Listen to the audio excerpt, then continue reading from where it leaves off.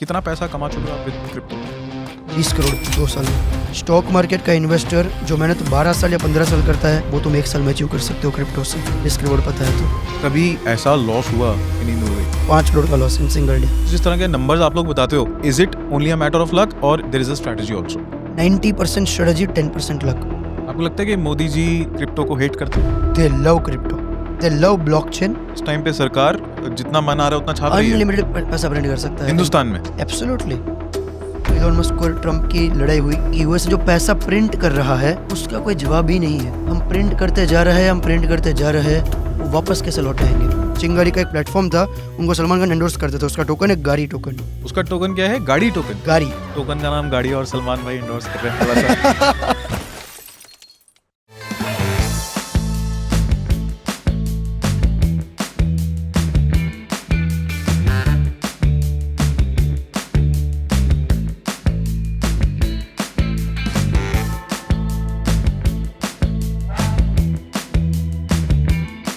Guys, हमने इस podcast में बहुत बार बहुत सारी इमोशनल स्टोरीज, स्ट्रगल स्टोरीज, बहुत सारा फनी कंटेंट, बहुत सारी चीज़ें कवर करी है, but this is the first time जब हमने प्योरली पैसे की बात करी है। एंड स्पेसिफिकली क्रिप्टो करेंसी क्या है, क्रिप्टो कहाँ से आता है, कैसे माइन होता है, इसमें कितने स्कैम्स की पॉसिबिलिटी है, कैसे लोग 100x पैसा कमा रहे हैं, 20,000 रुपये लगाकर 20 लाख रुपए कमाए जा सकते हैं या नहीं, ये लीगल है या नहीं, इंडियन गवर्नमेंट का, मोदी जी का इसके ऊपर क्या स्टैंड है, बहुत सारी चीज़ें हम लोगों ने इसमें कवर करी है। It's like a crash course for anybody जो क्रिप्टो में इन्वेस्ट करने के बारे में सोच रहा है या प्लान कर रहा है। तो पॉडकास्ट को एंड तक देखना एंड कमेंट्स में हमारे को ज़रूर बताओ कि आपको इससे नॉलेज मिली है या नहीं और कैसा लगा आपको पूरा पॉडकास्ट। बहुत सारी बातें आपसे क्रिप्टो के बारे में आज हम सीखने की कोशिश करेंगे। हम लोग बेसिकली डिकोड करेंगे कि क्रिप्टो की जो इंडस्ट्री है पूरी वो कैसे काम करती है और उसमें इंडियंस पर्सपेक्टिव जो है वो क्या है, इंडियंस ने अगर इन्वेस्ट करना है तो क्या है, डन करना भी चाहिए कि नहीं करना चाहिए, बहुत सारी बातें हैं। But before we start that, आप अपने बचपन की कहानी बताओ कि आप कहाँ बड़े हुए, कैसे बड़े हुए, इंट्रोवर्ट थे या एक्सट्रोवर्ट थे, पढ़ाई में कैसे थे या शुरू से ऐसे इंटेलिजेंट किस्म के इंसान थे? इंटेलिजेंट तो मैं अभी भी नहीं हूँ। सो मैं सुरेंद्र नगर करके एक गुजरात में अहमदाबाद से 120 किलोमीटर दूर सुरेंद्र नगर करके ज़िला है, वहाँ पे मैं बॉर्न हुआ था। मैं 12th तक वहाँ पढ़ा हूँ एंड मेरी परिस्थिति फैमिली की बहुत ही ख़राब, बहुत ख़राब नहीं बोल सकते बट ख़राब थी। मैंने ज़िंदगी में हमने कभी कार्स तो चलो चलाई ही नहीं है और मैं जब तक समझदार हुआ तब तक, यानी कि मेरी 22-23 साल की एज तक हम कभी डेट फ्री नहीं थे, हमेशा हमारे ऊपर कर्जा रहता था। मेरा एक दोस्त है, रिसेंटली वो जॉब पे लगा था और उसको सैलरी मिलती है 12,000 रुपये, 12,000 रुपीज़ अ मंथ। अगर आप सुरेंद्र नगर में 12,000 से 15,000 रुपये महीने का कमाते हो, आप कुछ ऐसा चीज़ कर रहे हो जो कोई सोच नहीं पा रहा है। You are doing awesome.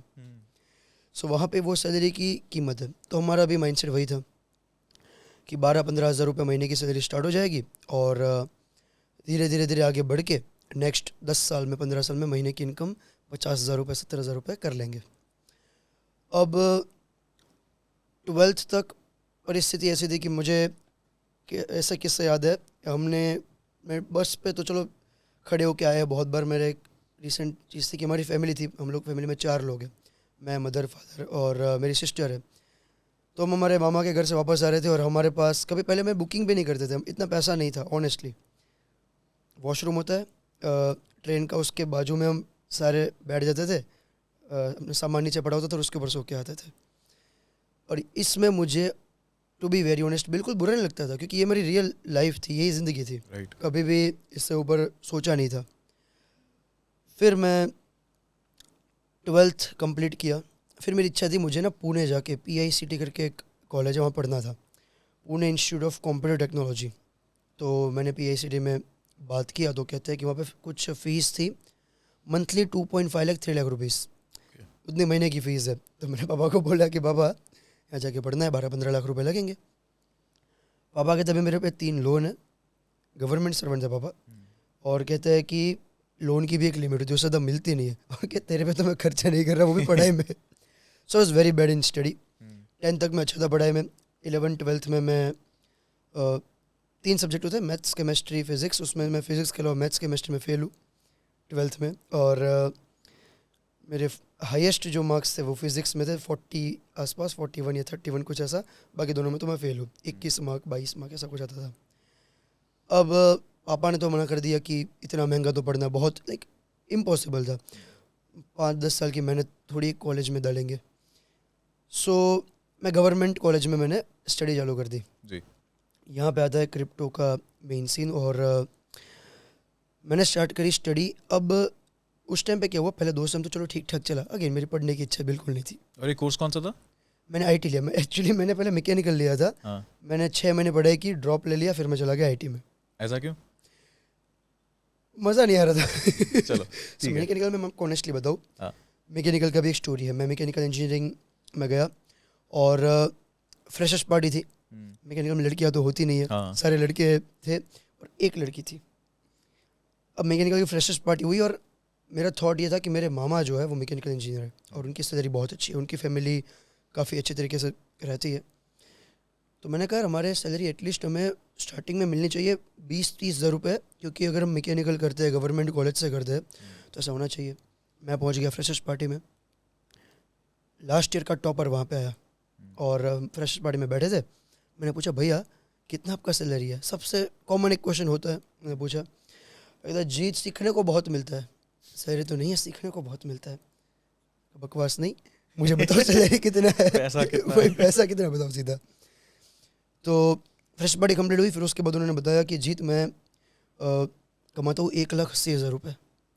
उन्होंने 180 के बोला, मेरा तो दिमाग ख़राब हो गया। मैंने कहा यार 1,80,000 रुपये अगर मैकेनिकल का टॉपर कमा रहा है, तो मैं तो यार अगर एंड में भी रहूँगा तो मेरी महीने की इनकम 30,000 तो होनी है। फिर मैंने पूछा 1,80 तो आप करते हैं क्या, वो कैसा करते हो?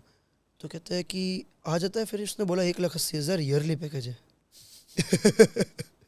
मैकेनिकल का टॉपर, महीने की सैलरी 15,000 रुपये। मेरा दिमाग ख़राब हो गया। मैंने कहा यार ये टॉपर है, सोचो बाकी लोगों को तो मिला ही नहीं होगा। बिल्कुल। तो मेरा मन खट्टा होकर मैं घर चला गया। मैंने कहा पापा मैं नहीं पढ़ सकता, यहाँ पे ये सैलरी है और ये टॉपर की है, मैं तो पढ़ाई में बहुत घटिया हूँ।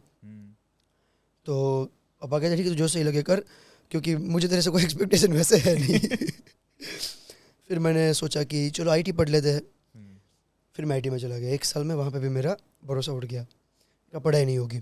अब आया 2 ऐसे कंडीशंस जो कहते हैं ना कि ज़िंदगी में एक ऐसा मौका आता है जहाँ पे आपको लगता है पैसा कमाना ज़रूरी है। करेक्ट। और इससे हर एक पर्सन की लाइफ में एक ऐसा मोमेंट होता ही है।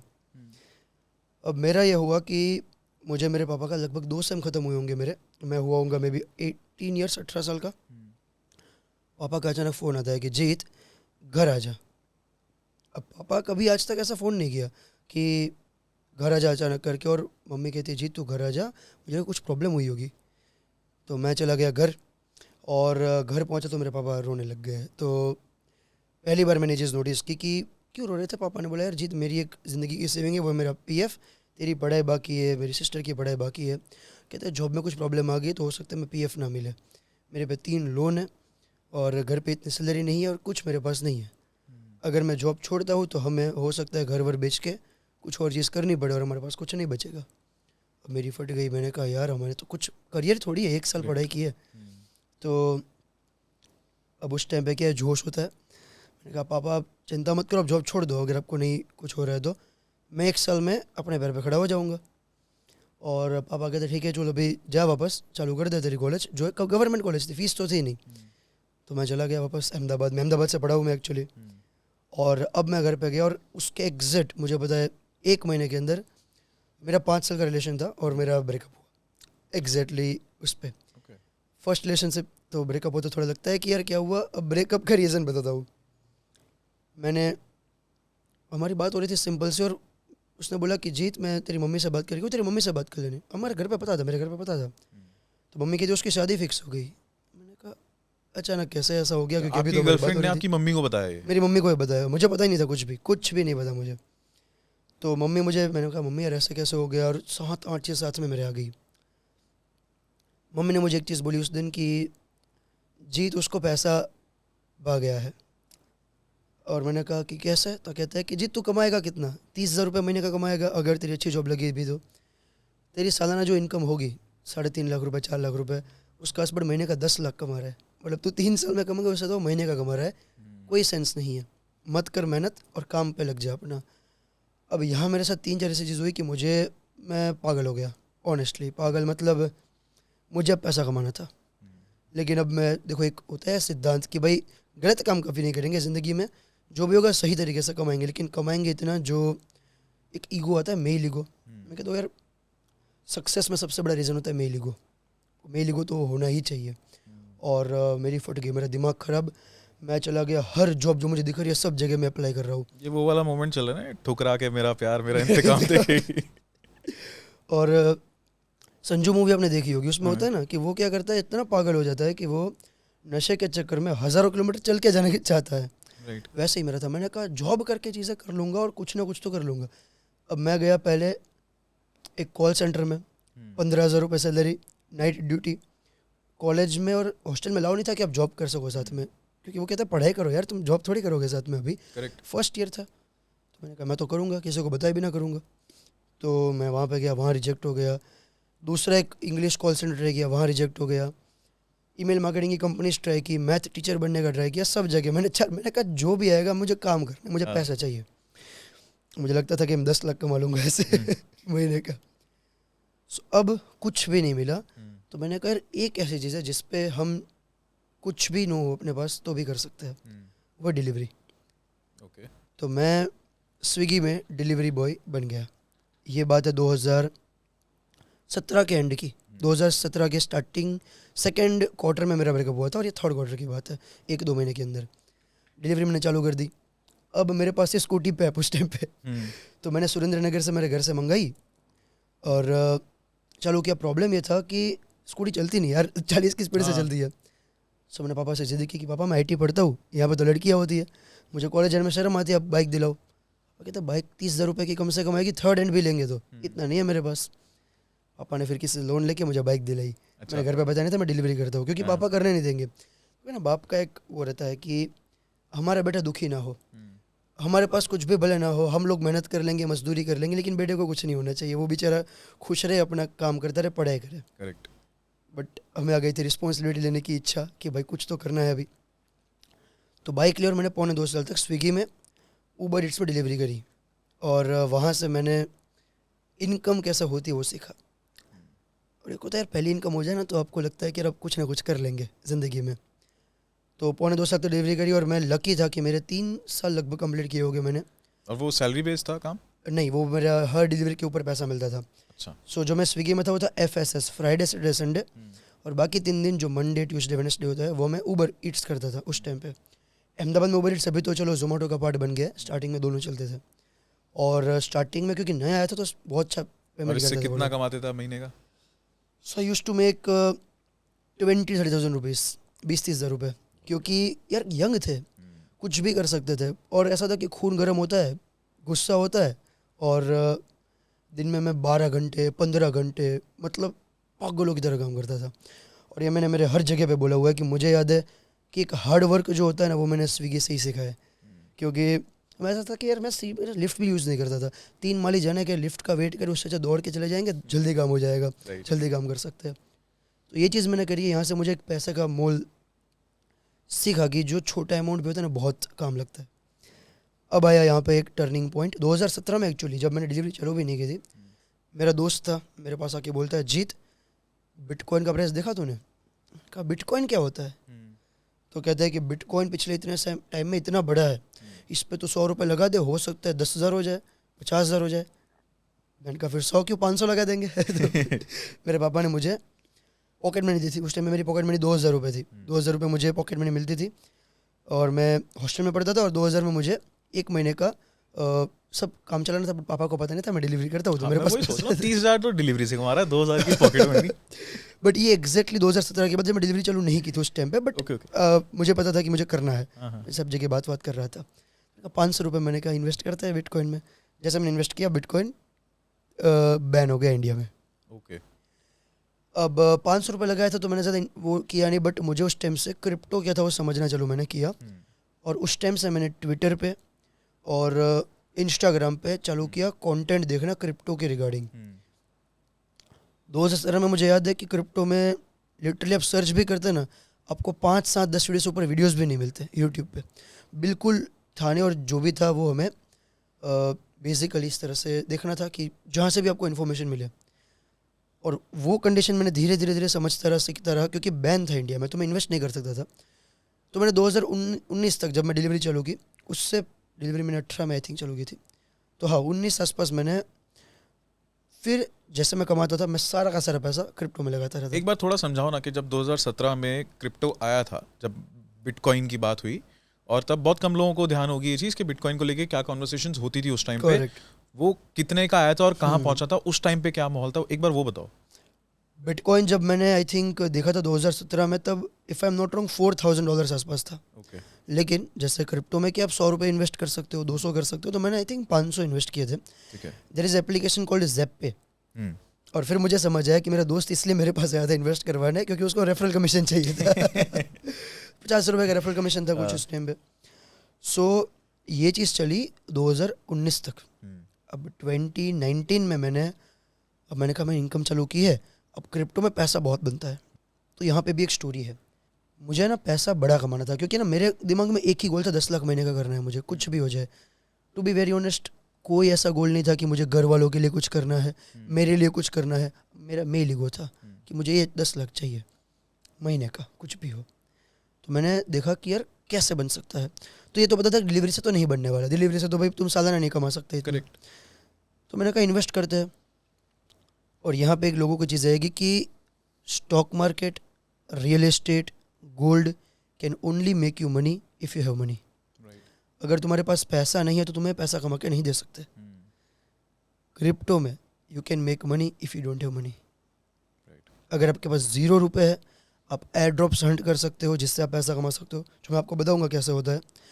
अगर आपके पास 100 रुपये है, आप आज के टाइम में मीम टोकन्स में इन्वेस्ट करके उससे 1000, लाख, 10 लाख कर सकते हो। लोगों ने किया हुआ है। 3000 रुपये लोगों ने इन्वेस्ट करके उससे 30 करोड़ रुपए बनाए हैं एक वीक के अंदर। Let me repeat one more time.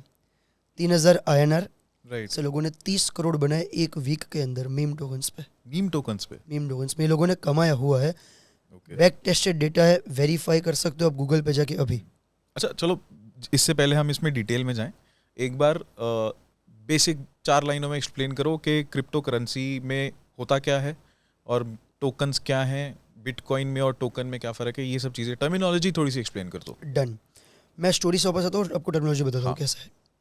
तो जैसा मैंने बताया कि मुझे कमाना था कि पैसा फास्ट, तो एक ही चीज़ थी क्रिप्टो। उस टाइम में मैंने समझना चालू किया कि क्रिप्टो क्या होता है, बिटकॉइन क्या होता है। तो बिटकॉइन सबसे पहले बताता हूँ क्या होता है। उसके लिए आपको समझना पड़ेगा 2008 का लेमन ब्रदर का क्राइसिस। 2008 में बैंक था लेमन ब्रदर, उसका क्राइसिस आया था और सब फाइनेंशियल मार्केट गिर गए थे। उसके लिए हमें समझना पड़ेगा एक राजा महाराजाओं का स्टोरी, वो मैं आपको बताना चाहता हूँ। पहले के ज़माने में क्या था कि 3 टाइप की कैटेगरी थी।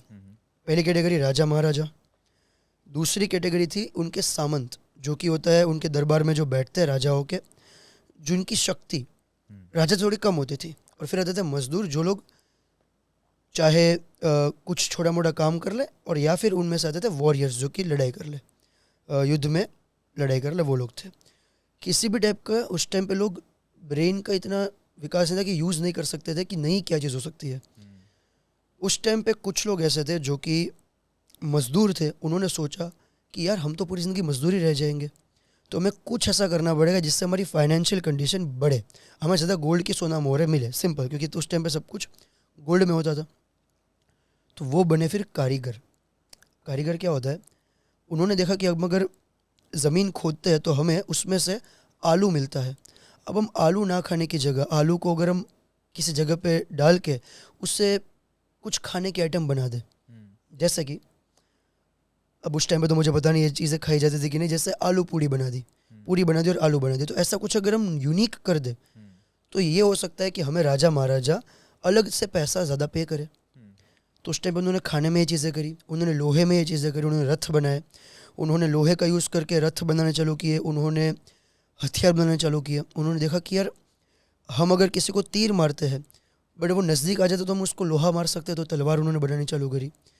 तो इस तरह से मजदूर से कारीगर बने कि उन्होंने कुछ यूनिक प्रपोजिशन चालू किया जिससे वो कारीगर बने। अब कारीगर का स्थान आज के टाइम पे ले लिया बिजनेस ओनर्स ने।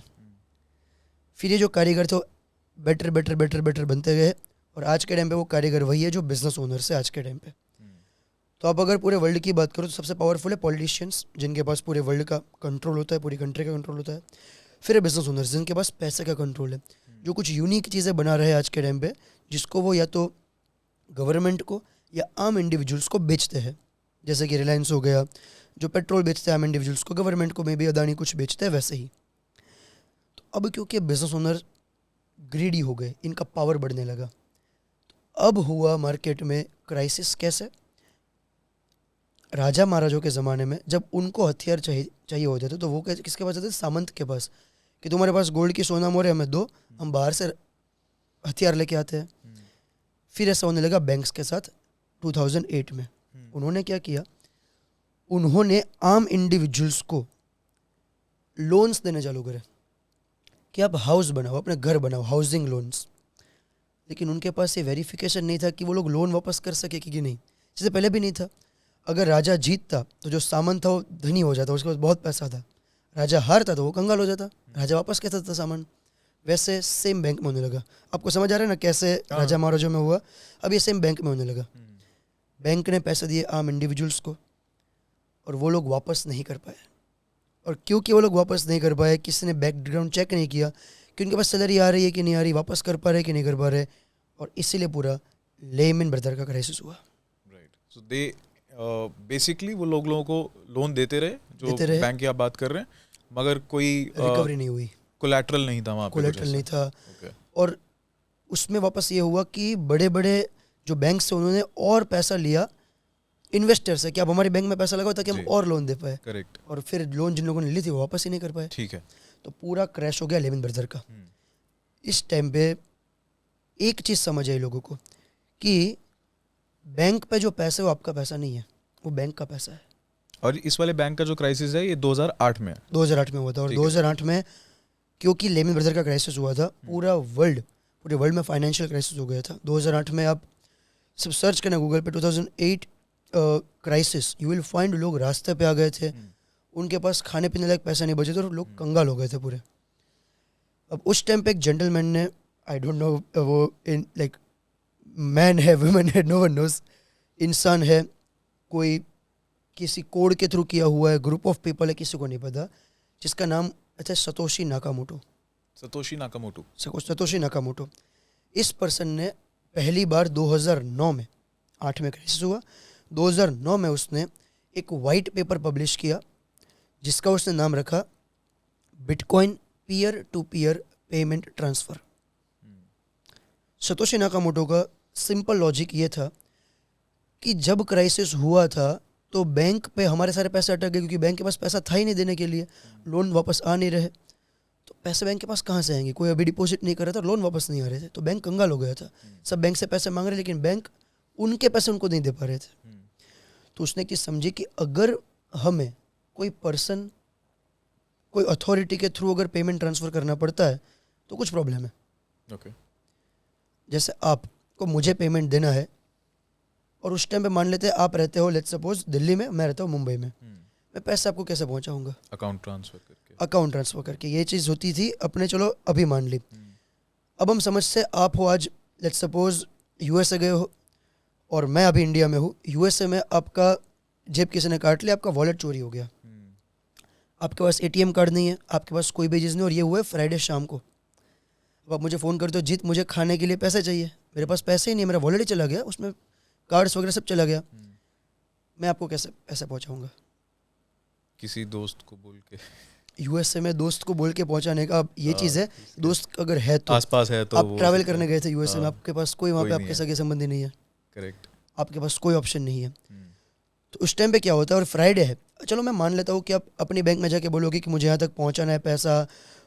आप यूएसए में जाके एचडीएफसी में जाके लेट्स सपोज आप पैसा ले सकते हो, वो भी मंडे को होगा। फ्राइडे रात शाम को हुआ है, सैटरडे बैंक बंद है, संडे बैंक बंद है, तो आपके पैसे आपके लव्ड वन को नहीं पहुँच पा रहे हैं बैंक की परमिशन के बिना। करेक्ट। सो इस टाइम पे कुछ ऐसा आपके पास मैकेनिज्म होना चाहिए कि जो किसी भी अथॉरिटी के बिना पैसा आपको दे सके। ओके। सो इसलिए बना बिटकॉइन। आप अगर यूएसए में सेम चीज़ होती है, आप मुझे एक मैसेज करते हो, जीत मुझे इंस्टेंट पैसा चाहिए, कोई मेडिकल इमरजेंसी है, मुझे खाने पीने के लिए चाहिए, कुछ भी चीज़ है, आप मुझे अपना बिटकॉइन का एड्रेस भेजोगे, मैं आपको यहाँ से पैसे ट्रांसफ़र करूँगा, विद इन 3 मिनट्स आपके पास $, आपके हाथ में होगा।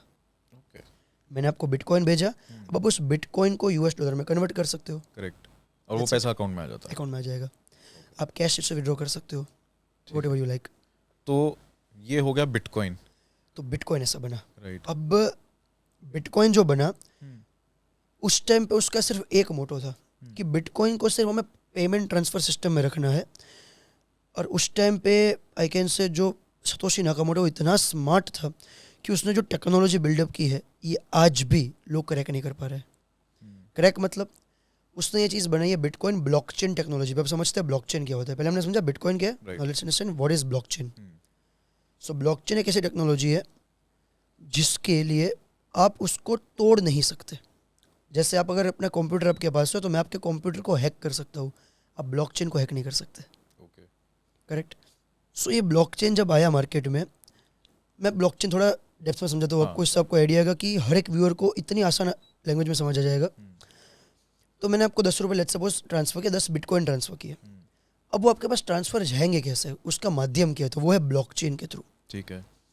तो ब्लॉकचेन ये होता है एक कोड है बेसिकली, जिस पे कंप्यूटर्स एक मैथमेटिकल प्रॉब्लम सॉल्व करते हैं जिससे आपके पास पैसा पहुंचता है। एग्जांपल लेते हैं, मैं हूँ जीत, अब मैं आपको 100 बिटकॉइन ट्रांसफ़र कर रहा हूँ, तो बीच में होता है एक माइनर जिसको मिडिल मैन बोलते हैं। जैसे बैंक है वैसे यहाँ पे होता है माइनर। अब ये माइनर कोई इंसान नहीं, ये कंप्यूटर है, उसको एक कोड, उसको एक मैथमेटिकल की प्रॉब्लम करेक्ट करनी है। Let's suppose 10 + 10 20। अभी इतनी आसान नहीं होती, बहुत ही हैवी प्रॉब्लम होती है। जैसे वो कंप्यूटर वो करेक्ट करेगा, जो इंसान करेक्ट नहीं कर सकता, कंप्यूटर के थ्रू ही करना पड़ेगा आपको, तो वैसे वेरीफाई होगा कि हाँ भाई जीत ने इसको ट्रांसफ़र किया और वो आप तक पहुंच जाएगा। तो जब हम कहते हैं कि क्रिप्टो की माइनिंग हो रही है, वो ये माइनिंग है। माइनर्स माइनिंग करते हैं। तो ये माइनर्स जो होता है, क्योंकि मैंने अब तक बिटकॉइन पहुंचा तो उसको एक छोटी सी फीस जाएगी। लेट्स सपोज आप जो माइनिंग समझा रहे हो वो ट्रांसफर में है, ट्रांसफर में है तो वो माइनिंग। बट बिटकॉइन आता कहाँ से? ओके, तो जो बिटकॉइन बना, इसकी 21 मिलियन की सप्लाई मार्केट में रखी। तो ये जो बिटकॉइन है, बिटकॉइन एक्चुअली है कि एक कोड है। ये एक सिंपल सा कोड है, जैसे हम कंप्यूटर पे कोडिंग करते हैं वैसे कोड है। ओके, जिसको वाइट पेपर के थ्रू समझाया सतोशी नाकामोटो ने कि जैसे ही हर 4 साल में बिटकॉइन की जो सप्लाई है वो हाफ हो जाएगी। ठीक है। इन्होंने स्टार्टिंग में कुछ बिटकॉइन मार्केट में रखे कि ये बिटकॉइन है, आप उसको मार्केट में परचेस करो, मार्केट में सेल करो, आपकी चॉइस है। और जैसे मेरे पास आज बिटकॉइन है, मैं मार्केट से परचेस कर सकता हूँ, मार्केट में मैं सेल कर सकता हूँ। तो मैंने लेट्स सपोज मार्केट से परचेस किया बिटकॉइन, 10 बिटकॉइन परचेस किए। अब मैं आपको 10 बिटकॉइन भेज रहा हूँ, तो जो मैं आपको 10 बिटकॉइन भेजूंगा वो माइनर्स जो कि होते हैं, जो माइनिंग करते हैं, उनके थ्रू आपको भेजे जाएंगे। 10 मैंने भेजे, आपको मिले 9.99.01 मिल गए माइनर को।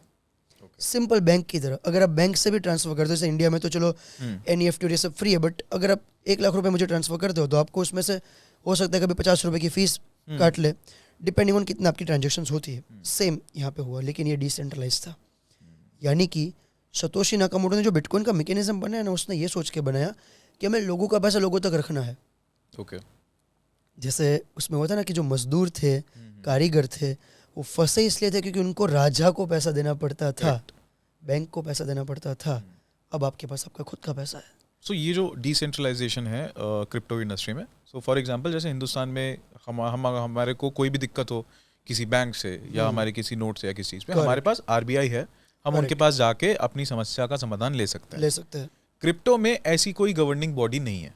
एब्सोल्युटली, है ना? करेक्ट। तो पर वो तो रिस्क ज़्यादा बढ़ाता है। एब्सोल्युटली। सब समझते हैं रिस्क कहाँ होता है जी। रिस्क वहाँ होता है जहाँ पे इवन गवर्नमेंट होती है, वहाँ ज़्यादा रिस्क होता है। अब मैं आपको समझाता हूँ कैसे। आज कोई USA में, आपको पता है आज तक कितने बैंक्स बंद हुए हैं? If I am not wrong, सिर्फ लेमन ब्रदर क्राइसिस पे 157 बैंक्स बंद हुए थे, अगर मैं गलत नहीं हूँ तो। अगर आज इंडिया में तो चलो ऐसा प्रॉब्लम नहीं है, USA में जब भी बैंक बंद होती है ना, अगर आज हमारे इंडिया की कोई बैंक बंद हो जाए, आपको 5 लाख से ऊपर रुपये मिले नहीं। गवर्नमेंट का खुद का पॉलिसी है कि अगर कोई बैंक में आपने 5 लाख से ऊपर पैसा रखा है, आपने रखा है लेट्स सपोज 50 लाख रुपए, आपकी ज़िंदगी भर की सेविंग है, अगर वो बैंक आज बंद हो गया, आपको 5 लाख मिलेगा, बाकी आपका जीरो हो जाएगा, आपको नहीं मिलेगा वो पैसा। ये लीगल है? Yes, this is the law. Absolutely, it's a law. अगर आपका बैंक बंद होता है, आपको 5 लाख से ऊपर पैसा नहीं मिलने वाला। लकीली इंडिया में जितने भी बैंक्स बंद हुए हैं वो गवर्नमेंट ने या तो टेक ओवर कर लिया या फिर किसी और बैंक ने उसको बाई कर लिया, राइट। इसके कारण हम इंडिया में बचे हुए। बाकी यूएस में ऐसा बहुत बार हो गया है। सो इंडिया में भी ऐसा होगा, 100% होगा, बिकॉज हमारा जो फाइनेंशियल सिस्टम है end of the day corrupt है। इसके ऊपर अभी आपने रिसेंटली देखा होगा इलॉन मस्क और ट्रम्प की लड़ाई हुई, अभी चली, कल ही लड़ाई हुई है जब मैं वीडियो शूट कर रहा है। You know why?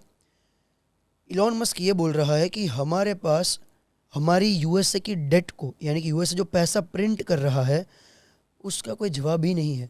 हम प्रिंट करते जा रहे हैं, हम प्रिंट करते जा रहे हैं, वो वापस कैसे लौटाएंगे? तो इसको समझ जाओ तो थोड़ा, हम जो पैसा प्रिंट करते हैं वो हमारे लिए डेट है, हमारे लिए वो एक डेट है, हमने उधार लिया हुआ है, वापस कैसे करेंगे? पैसा प्रिंट हुए जा रहा है। श्रीलंका में, वेनेजुएला में जो हालत हुई थी कि आप फ्यूचर में आप जाओगे तो आपको एक ब्रेड लेने के लिए पूरा थप्पा देना पड़ेगा नोट्स का। हाँ, इतनी बड़ी गड्डी देनी पड़ेगी आपको। तो वैसे हो रहा है अभी, तो इसका कोई सोल्यूशन ही तो नहीं है। तो हमारा जो फाइनेंशियल सिस्टम है वो चल रहा है एक प्रॉमिस पे कि हमें ऐसा लगता है कि हमारा फाइनेंशियल सिस्टम चलेगा। मैं आपको अगर 100 रुपये देता हूँ तो 100 रुपये के नोट पे आरबीआई गवर्नर का साइन और लिखा है कि मैं आपको 100 रुपये देने का वचन देता हूँ। तो ये एक प्रॉमिस है कागज़ का, जी। ये एक प्रॉमिस है। प्रॉमिस में प्रॉब्लम ये है कि इसकी सप्लाई अनलिमिटेड है। नहीं, पर हिंदुस्तान में तो जैसे जो हमारा गोल्ड रिजर्व होता है उसके हिसाब से नोटों की प्रिंटिंग होती है। ये बंद हो गया अभी, ऐसा नहीं है। गोल्ड रिजर्व था उसके हिसाब से प्रिंटिंग था आज से कई साल पहले। अब इंडियन तो आप गवर्नमेंट कह रहे के हो कि इस पास टाइम पे सरकार जितना मन आ रहा है उतना छाप रही है अनलिमिटेड पैसा प्रिंट कर सकता है हिंदुस्तान में। Absolutely, that's why biggest problem with money is कि चलो मुझे बताओ 2020-21 में पेट्रोल बाकी सारी चीज़ों के दाम इतने बढ़ क्यों गए थे? बिकॉज यूएसए ने 2020-21 में पिछले 65 साल में जितना पैसा प्रिंट नहीं हुआ था उतना सिर्फ 2 साल में किया था। ओके। और इसीलिए हर चीज़ का दाम बढ़ गया था। 2020-21 में हमने देखा होगा स्टॉक मार्केट भी इसलिए बहुत ऊपर आ गया था क्योंकि लोगों का पैसा आने लगा, प्रिंट गवर्नमेंट ने अनलिमिटेड कर दिया, जितना हो सकता है प्रिंट कर सकते हैं। तो यही तो प्रॉब्लम है फाइनेंशियल मार्केट्स पे कि गवर्नमेंट के पास पैसा प्रिंट करने की कोई लिमिट ही नहीं है। और इसीलिए बिटकॉइन की वैल्यू है कि उसकी सप्लाई लिमिटेड है 21 मिलियन। मेरे को ऐसी फीलिंग क्यों आ रही है कि आपको लगता है कि इंडियन करेंसी कह लो या कोई और करेंसी कह लो उसके कंपैरिजन में आपको क्रिप्टो ज़्यादा सिक्योर लग रहा है? 200%। आई एम लाइक, मैं पेपर पे लिख सकता हूँ। आप मुझे बताओ, मेरी मम्मी, मैं अभी दुबई गया तो मैंने दुबई में पानी पूरी खाई। तो वहाँ पे दुबई में पानी पूरी मिलती है, लेट्स सपोज 20-25 दिरहम की हमें मिलती है। मैंने मम्मी को बोला कि मम्मी आज मैंने 600 रुपये की पानी पूरी खाई। मम्मी कहते जीत, इंडिया में तो 20 रुपये की मिलती है लेकिन मेरे ज़माने में मैंने 1 रुपये की 20 पानी पूरी खाई है।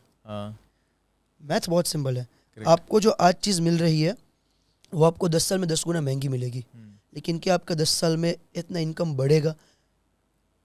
और ये क्यों हो रहा है? प्राइस क्यों बढ़ रहा है? Just because of one reason, क्योंकि मनी प्रिंटिंग हो रही है।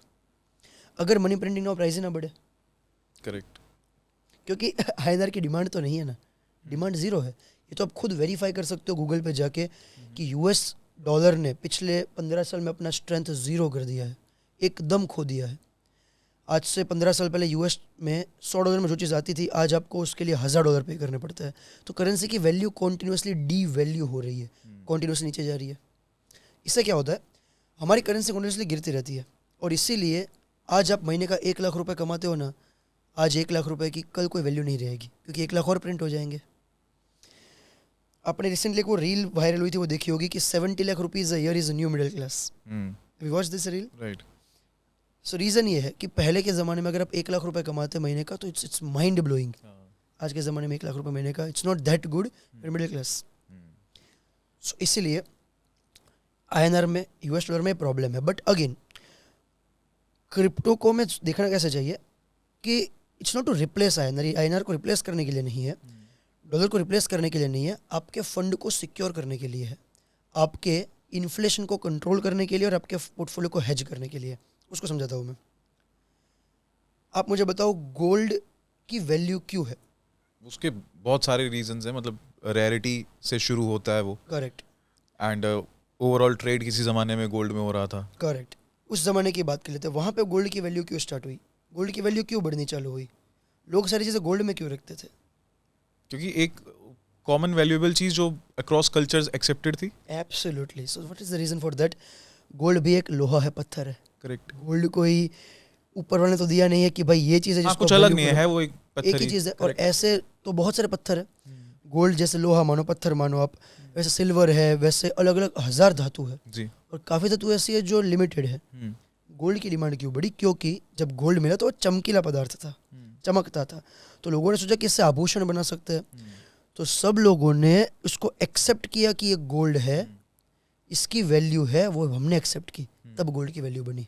ठीक है। सो अगर आप, मैं और पूरा वर्ल्ड कल ये बोले कि INR की कोई वैल्यू नहीं है, तो INR जीरो हो जाएगा, उसकी कोई वैल्यू नहीं, कागज ही तो है। पर कोई ऐसा बोलेगा नहीं ना, मतलब इस तरीके से थोड़ी इकोनॉमी गिरेगी। एब्सोल्युटली, इसलिए कोई नहीं बोलेगा, इसलिए तो बिटकॉइन की वैल्यू है, क्योंकि बिटकॉइन को 1000 लोग मानते हैं कि बिटकॉइन एक करेंसी है, जैसे गोल्ड एक करेंसी है। तो कभी गोल्ड नहीं गिरता, या फिर कभी 15-20% का क्रैश कभी भी आ सकता है, वैसे बिटकॉइन की वैल्यू इसलिए इतनी ज़्यादा है।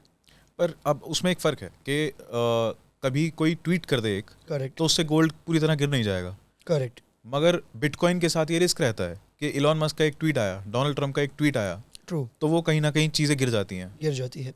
सो इसके लिए हमें समझना पड़ेगा कि मार्केट मैच्योरिटी मार्केट की कैसे होती है। उसको 3-4 एग्जांपल समझाता हूँ। गोल्ड ने पिछले तकरीबन, अगर हम बात करें 50 साल में, रिटर्न्स कितने दिए होंगे ऑन एन एवरेज? जहाँ तक मेरा आइडिया 5%, 5 से 6%। अगर मैं पिछले 20-25 साल का करूँ, पिछले 5 साल में काफ़ी अच्छा बढ़ा है, बट 20-25 साल का अगर आप इतिहास लो, 5% अ ईयर। और गोल्ड क्योंकि अभी रिजर्व में है, इंडियन गवर्नमेंट गोल्ड को रिजर्व करती है, जितना ओल्ड एसेट होता है या फिर जितनी ओल्ड कमोडिटी होती है, उतनी प्राइस उसकी स्टेबल होती है। स्टार्टिंग में गोल्ड ऐसा था कि अभी आप इवन अभी भी देखो तो गोल्ड आपको मिल जाता है रास्ते पे से, लाइक कभी कोई रास्ते पे ऐसा नहीं बोल सकते, बट कोई अगर कहीं खोद रही है चीज़ें तो फिर गोल्ड मिल जाता है लोगों को, और बड़े एक बड़ी तादाद में मिलता है। आज के टाइम में गोल्ड क्योंकि उसको कंट्रोल कर रही है, इसलिए गोल्ड की प्राइस स्टेबल है। अगर कल ज़्यादा गोल्ड मिल गया तो उसकी सप्लाई बढ़ गई, उसकी सप्लाई लिमिटेड वैसा तो नहीं है ना, अगर मिल गया आपको ज़मीन से तो उसकी सप्लाई बढ़ गई, तो गवर्नमेंट उसको कंट्रोल कर लेगी कि हम मार्केट में इतना गोल्ड लाएंगे ही नहीं, हम उसके ट्रेजरी में भर देंगे, मार्केट में उसको इतना घुमाएंगे नहीं गोल्ड को। वैसे ही जब गोल्ड स्टार्ट हुआ था तब ऐसा कुछ नहीं था, सेम बिटकॉइन के साथ। अभी बिटकॉइन जब चालू हुआ, 15 साल हुआ बिटकॉइन को, गोल्ड को 10,000 साल, उससे भी ज़्यादा। तो पहले 12-13 साल तक बिटकॉइन को जो लोग होल्ड कर रहे थे वो इंडिविजुअल्स थे, बड़े इन्वेस्टर्स थे, बिलियनियर्स थे, इल्यूमिनाटीज थे। ओके। अब धीरे धीरे जैसे गवर्नमेंट को समझ आया, तो गवर्नमेंट में, यूएस गवर्नमेंट ने अपने रिजर्व्स में बिटकॉइन को रखना चालू कर दिया है। हाँ जी, वो देखा Right. मैंने। तो अभी यूएसए ने रखा है, आगे जाके नेक्स्ट 5 साल के अंदर लगभग 50 कंट्री ऐसी होगी जो बिटकॉइन को अपने रिजर्व्स में रखेगी। फिर किसी के ट्वीट पे बिटकॉइन नहीं गिरेगा, क्योंकि अब वो रिजर्व्स में आ चुका है। सो क्या होता है, जैसे जैसे मार्केट मैच्योर बनती है, आपके रिटर्न्स कम होते हैं और मार्केट ज़्यादा सेफ बनती है। Gold is safest. गोल्ड में आप आज गोल्ड ले लो, ऑल टाइम पे हो तब ले लो, आपका पैसा कभी जाएगा नहीं। आप 10 साल में बेचोगे, आपका पैसा कभी जाएगा नहीं, क्योंकि वो मैच्योर है, लेकिन आपका पैसा कभी बनेगा नहीं। टेल मी 1 बिलियनियर जिसने गोल्ड में इन्वेस्ट करके $1 बिलियन कमाया हो, tell me 1% throughout, like पूरे वर्ल्ड में बात कर लो, कोई नहीं। कोई नहीं है। स्टॉक मार्केट में आपको अभी भी दिख जाएगा, वॉरेन बफेट साहब है, सिर्फ इन्वेस्टमेंट से कमाया है। आपको दिख जाएंगे राकेश झुंझुनवाला साहब, लेट राकेश साहब। गोल्ड में ऐसा आपको कोई नहीं दिखेगा, क्योंकि बहुत पुरानी मार्केट है, मैच्योर मार्केट है। So gold preserve your wealth. Stock market अगर आप देखो तो हिस्ट्री के हिसाब से create wealth. Bitcoin, crypto currency create massive wealth. Crypto में जिन लोगों ने पैसा बनाया ना, उन्होंने इतना बनाया जो एक आम इंडिविजुअल को 50-60 साल लगता है। जैसे आपने यूएस गवर्नमेंट का बताया कि उन्होंने अपने रिजर्व में ऐड किया है इसको, एक बार पहले तो ये समझाओ कि इंडियन गवर्नमेंट का क्या टेक है बिटकॉइन को लेके, क्रिप्टो करेंसी को लेके। करेक्ट। और क्या ऐसे चांसेस हैं कि वो इंडियन गवर्नमेंट के रिजर्व में भी आएगा? इंडियन गवर्नमेंट के रिजर्व्स में आएगा with in next 10 years. I am 100% sure. अभी लीगल स्टैंड क्या है इंडियन गवर्नमेंट का टुवर्ड्स क्रिप्टो? आप क्रिप्टो, अभी इंडियन गवर्नमेंट एक्चुअली क्या कहती है उसको पहले समझते हैं। जी। इंडियन गवर्नमेंट ये कहती है कि we understand bitcoin technology and we are encourage them. इवन IIT IIM में ब्लॉकचेन पढ़ाया जाता है, जी। बट हम लोग क्रिप्टो से अभी भी उसको स्पेक्युलेटिव एसेट मानते हैं। ओके। रीज़न समझाता हूँ। तो सबसे पहले क्रिप्टो में इन्वेस्ट करना लीगल है। हमारा इंडिया का एक सिस्टम है जिसको हम FIU कहते हैं, फाइनेंशियल इंटेलिजेंस यूनिट। राइट। उन्होंने परमिशन दी है मल्टीपल एप्लीकेशंस को, जैसे कि coin switch, coin DCX, Binance, KU coin, Bybit, कि वो लोग इंडिया में अपनी एप्लीकेशन चला सकते हैं। आप यूपीएस नेट बैंकिंग से कॉइन स्विच कॉइन DCX में फंड ऐड करके क्रिप्टो बाई कर सकते हो, सेल कर सकते हो, और आप उसके ऊपर 30% टैक्स पे करते हो। तो क्रिप्टो में इन्वेस्ट करना लीगल है। That's first thing. Correct. Speculation government क्यों कहती है? क्योंकि गवर्नमेंट के रडार में जो चीज़ होती है, गवर्नमेंट के अंडर जो चीज़ होती है वो स्पेक्यूलेटिव नहीं होती। उनके रडार के बाहर जो चीज़ होती है वो स्पेक्यूलेटिव यूजुअली होती है। स्पेक्यूलेटिव क्यों है? उसके दो रीज़न समझते हैं। नंबर 1, क्रिप्टो को कोई गवर्नमेंट, जैसे मैंने बताया, रेगुलेट नहीं करती है। तो कोई भी पर्सन अपने कॉइन्स या क्रिप्टो खुद का क्रिएट कर सकता है। दूसरा, अभी इस मार्केट में क्योंकि कोई बड़े इंस्टीट्यूट्स अभी नहीं आए, तो इस पे स्कैम होने के चांस ज़्यादा है। बहुत ही सिंपल रिस्क रिवॉर्ड का गेम है।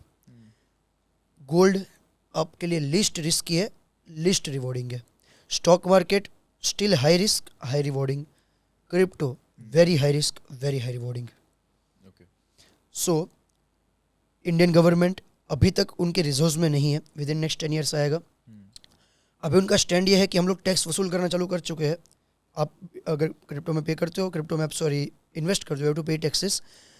लीगल अभी क्रिप्टो में किसी को पेमेंट करना नहीं है, यानी कि मैं आपको क्रिप्टो में पेमेंट कर नहीं सकता या क्रिप्टो में पेमेंट ले नहीं सकता। मैंने कहीं पे एक टर्म पढ़ा था कि शायद गलत बोल रहा हूँ मैं, पर वर्चुअल डिजिटल एसेट करके गवर्नमेंट इसको कंसिडर करती है। Absolutely, this is what it is, है ना? वीडीए उसको कंसिडर करती है। Crypto basically VDA, virtual digital asset, और इसकी तरह से आप इसका टैक्स पे कर दो। सो इंडिया में अगर आप क्रिप्टो में इन्वेस्ट करते हो, लीगल है, आप पूरा उसका टैक्स पे करते हो। और अगर आप इन्वेस्टर या ट्रेडर हो, आपको गवर्नमेंट कुछ कहेगी तो चलो दूर की बात है, इवन आपको एनकरेज करेगी कि आप करो, उसमें कोई प्रॉब्लम नहीं है। अच्छा, एक मैं आपसे मुझे लगता है बहुत लोगों के मन में ये चीज़ आती होगी, जैसे आप कई बार आपने बीच में भी बोला कि जो हाई रिस्क है मगर हाई रिवॉर्ड है। अब एक समझ लो एक लड़का है जिसकी तनख्वाह 25 से 30 हज़ार रुपये की वो महीने की कमाता है। अब स्टॉक मार्केट का मैं समझता हूँ कि वहाँ पे इन्वेस्टमेंट करने के लिए आपको बहुत चीज़ें सीखनी पड़ती हैं। करेक्ट। बहुत चीज़ें समझनी पड़ती हैं। आपको डेली बेसिस पे मार्केट को रिव्यू करना पड़ता है। कौन से स्टॉक्स अच्छे जा रहे हैं, कौन से बुरे जा रहे हैं। आपको इन अ वे ये प्रिडिक्शन तक करनी पड़ती है कि कहाँ सिचुएशन कहाँ लेकर जाएगी। अगर वर्ल्ड में वॉर के चांसेस हो रहे हैं, या फिर कोई ऐसी न्यूज़ आ गई, या किसी कंपनी का कोई दिवालिया होने वाला है, कुछ भी ऐसा है, तो बहुत सारी चीज़ें आपको समझनी पड़ती हैं। तब आप उसमें स्टॉक्स में इन्वेस्ट करो, तब आप अच्छा कर सकते हो। बिटकॉइन में या फिर क्रिप्टो में जब इन्वेस्ट करना है, एक 25-30 हज़ार रुपये महीने की तनख्वाह कमाने वाला लड़का, क्या उसको उसमें घुसना चाहिए? और वो घुसे उसके अंदर उस इन्वेस्टमेंट में, तो वो कैसे करे? अगर आपके पास 10 लाख रुपए नहीं है तो आपको स्टॉक मार्केट में इन्वेस्ट नहीं करना चाहिए। Okay, I will give you reason. फिर मैं क्रिप्टो के बारे में जाता हूँ। क्योंकि आप एक सिंपल मैथ करो। सी पीपल लाई, लोग झूठ बोलते हैं, नंबर्स डोंट। नंबर्स झूठ नहीं बोल सकते। नंबर्स स्टॉक मार्केट के ये है कि पिछले 15 साल से 25 साल से निफ्टी का जो एवरेज रिटर्न बना है वो बना है nearly 14-15%, 13 to 15% on an average. So let's suppose if you are investing 50,000 रुपये पर मंथ, और आपने टोटल मिला के एक साल के बाद आपने इन्वेस्ट किया टोटल 6 लाख रुपए, तो उस 6 लाख का अगले साल, क्योंकि 6 लाख आपकी इन्वेस्ट हर टाइम पे अलग अलग हुए हैं, तो उस 6 लाख रुपए से आप नेक्स्ट ईयर उसका बनाओगे मे बी उसके ऊपर 1 लाख रुपए एक्स्ट्रा। सो 1 लाख कमाने के लिए आपको 12 महीने तक इतनी मेहनत नहीं करनी चाहिए, क्योंकि 1 लाख रुपए में आप 12 महीने कमा के क्या करोगे? महीने का आपका 12,000 का एवरेज बना, सो ये आपकी लाइफ चेंज नहीं कर सकता। एक सिक्योर्ड इनकम दे देगा आपको, हो सकता है एक सेफ पैसा होगा आपका। मैं इनकम से भी बेटर उसको बोलता हूँ, आपके लिए एसेट्स बनेंगे, आपके नेटवर्थ बनेगी। इनकम बनाना इसमें पॉसिबल नहीं, क्योंकि मार्केट का भी ये सीन है कि वो कभी भी ऊपर नीचे जा सकती है। स्टॉक मार्केट भी, स्टॉक मार्केट का अगर एक महीने के अंदर 10% क्रैश हो जाए, इट्स वेरी कॉमन। 10% तो कभी भी क्रैश हो सकती है स्टॉक मार्केट भी। तो स्टॉक मार्केट में आप पैसा लगाते हो तब आपको नेटवर्थ बनानी है। यानी कि अगर आपको 60 साल की उम्र पे आपको चाहिए कि भाई मेरे पास 5 करोड़ रुपए के सिक्योर एक फंड हो, तो वहाँ आपको इन्वेस्ट करना चाहिए स्टॉक मार्केट में। अगर आपको यंग एज में वेल्थ क्रिएट करनी है, स्टॉक मार्केट क्रिएट करके नहीं दे सकता। ठीक है। अच्छा, बिफोर आप बिटकॉइन की तरफ जाओ, एक और चीज़ जो इंसान बहुत ज़्यादा स्टॉक मार्केट नहीं समझता, इन्वेस्टमेंट प्लान्स नहीं समझता, उनके लिए एक बहुत अच्छी स्कीम है SIP। करेक्ट। वो लोग SIP करते हैं, जो नहीं समझना चाहते, जो दिमाग भी नहीं लगाना चाहते, जो स्टॉक्स नहीं देंगे, वो SIP करते हैं। SIP के साथ क्या है आपके हिसाब से? SIP सबसे घटिया कॉन्सेप्ट वर्ल्ड का। Systematic investment plan, SIP is legal scam. Is a legal scam? Absolutely. Okay. How? So I'll tell you something. SIP को प्रमोट क्यों किया जाता है सबसे पहले? बिकॉज लोग बार बार पैसा लगाते रहे और उनका कुछ ना कुछ परसेंटेज लाइक उनको मिलता रहे, जो म्यूचुअल फंड के वो होते हैं, एडवाइजर्स होते हैं, या फिर म्यूचुअल फंड जो चलाते हैं उनको। SIP आया इसलिए था कि आप उस टाइप के मार्केट में पैसा लगा सको जो बहुत ज़्यादा स्टेबल रहता है, कि भाई धीरे धीरे आपकी एवरेज बनती है। बट स्टॉक मार्केट ऐसा नहीं है। स्टॉक मार्केट आज के टाइम पे जैसे हमारा इन्फ्लेशन बढ़ रहा है, लिटरली 2020 में स्टॉक मार्केट क्रैश हो गया था 40%। 2025 में भी 26 में हो सकता है 40% क्रैश हो जाए। तो 40-50% क्रैश हर 5-6 साल में होता है। अगर आप SIP करते हो तो आप ये सोच रहे हो कि हम जिस एसेट में इन्वेस्ट कर रहे हैं उसका हमारा एवरेज बाइंग आता है। बट लोग SIP बंद कर देते हैं जब मार्केट गिरती है, क्योंकि तब उनके पास पैसा होता ही नहीं है। सो SIP is a very bad concept. इससे अच्छा आपको समझना पड़ेगा कि मार्केट का किस हिसाब से सेंटीमेंट होता है। यानी कि अगर मार्केट गिरी हुई है तब आपको पैसा लगाना है, जब मार्केट बढ़ रही है चुपचाप बैठो, SIP बंद कर दो। 6 महीने तक वो पैसे को बैंक अकाउंट में रखो। 6 महीने तक अगर आपके पास बैंक में पैसा रहेगा, आपको उसका 5% दे देंगी FD में, और जब मार्केट क्रैश होती है तब जाके वो पैसा आप इन्वेस्ट करो। एक है ना मस्त, पिछले 15 साल का इतिहास में एक मस्त डेटा आया था। अगर आप SIP करते हो और अगर आप SIP नहीं करते हो, तो SIP करने वाला पर्सन एवरेज कमाएगा 12-15%।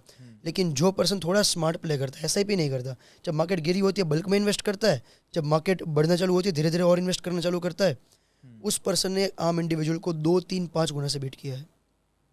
सो SIP is very bad concept in my opinion. Okay, मैंने कभी नहीं किया।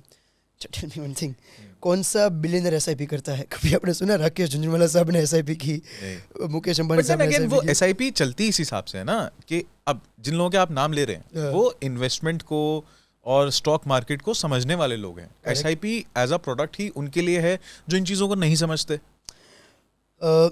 जैसे अंबानीज की बात करते हैं, अदानीज जी। की बात करते हैं, वो स्टॉक मार्केट, वो उनकी खुद की कंपनी है, वो स्टॉक मार्केट को ट्रैक नहीं करते। लाइक उनका ऐसा है कि खुद की कंपनी का ट्रैकिंग चलता होगा, बट वो पूरे स्टॉक मार्केट को ट्रैक नहीं करते। Correct. उनके पास तो बेस्ट लोग हैं जो इनके लिए इन्वेस्ट कर सकते हैं, उनके लिए ट्रेड्स कर सकते हैं। वो कभी क्यों नहीं करते? You know the reason? सबसे पहला, स्टॉक मार्केट चलता क्यों है? स्टॉक मार्केट चलता है जब मनी प्रिंटिंग होती है। उसका एक ही रीज़न है स्टॉक मार्केट का। और SIP लोग इसीलिए करते हैं क्योंकि उनको ये सिखाया जाता है कि SIP करने का। आपको हर बड़ा बड़ा लाइक सेलिब्रिटीज SIP की एड वगैरह करते तो हैं। आप 100 बात की एक बात मेरे को ये कह रहे हो कि SIP करने की जगह थोड़ा दिमाग लगाओ और पैसा स्टॉक्स में लगाओ। स्टॉक्स में डायरेक्टली लगाओ, SIP तो करनी ही नहीं चाहिए ज़िंदगी में कभी, okay, to be very honest. अब एक चीज़ समझते हैं कि अगर हम ये सोचे, क्रिप्टो की बात करते हैं, बिटकॉइन की, बिटकॉइन क्या है? बिटकॉइन की, कि चलो मैंने सोचा कि स्टॉक मार्केट में हम लगाते तो वहाँ पे बड़ा पैसा नहीं बन सकता, जी। एटलीस्ट वो नहीं बन सकता। इवन काफ़ी आज के टाइम पे ट्रेडर्स ऐसे होते हैं, जैसे मैं भी एक ट्रेडिंग इन्वेस्टमेंट दोनों चीज़ें करता हूँ। सो दुबई में या कोई भी कंट्री में आपको बहुत सारे ऐसे लोग दिखेंगे जो आपको बताएंगे कि स्टॉक मार्केट में 20,000-50,000 रुपये इन्वेस्ट करो, उससे आप 5 लाख 10 लाख कमाओगे, जो नहीं होने वाला, ओके, इम्पॉसिबल है। स्टॉक मार्केट का मैथ कर लो, एवरेज रिटर्न आपका 15%, 10% बनेगा, 20% बनेगा। अगर आपके पास 10 लाख रुपए है, आप साल के एंड में 2 लाख कमाओगे। अगर आप बेस्ट इन्वेस्टर या ट्रेडर हो तो 90% लोगों के पास, जो लोग आज के टाइम पे ट्रेडिंग करना चाहते हैं, उनके पास 10 लाख रुपए नहीं होंगे। Correct. So for you I like encourage कि आपको क्रिप्टो को एक्सप्लोर करना चाहिए। मैं बिल्कुल नहीं कह रहा सारा पैसा लगा दो, it's very risky but it's very rewarding. So समझते बिटकॉइन, तो देखो अगर आप बिटकॉइन को पिछले 15 साल से स्टडी करो, ये मैं आपको क्वेश्चन पूछता हूँ, स्टॉक मार्केट का average return 15%, what is the average return of bitcoin from last 15 years? 15 साल में बिटकॉइन लगभग ईयरली हर साल कितना बड़ा होगा? Any guesses? 50%। थोड़ा ऊपर।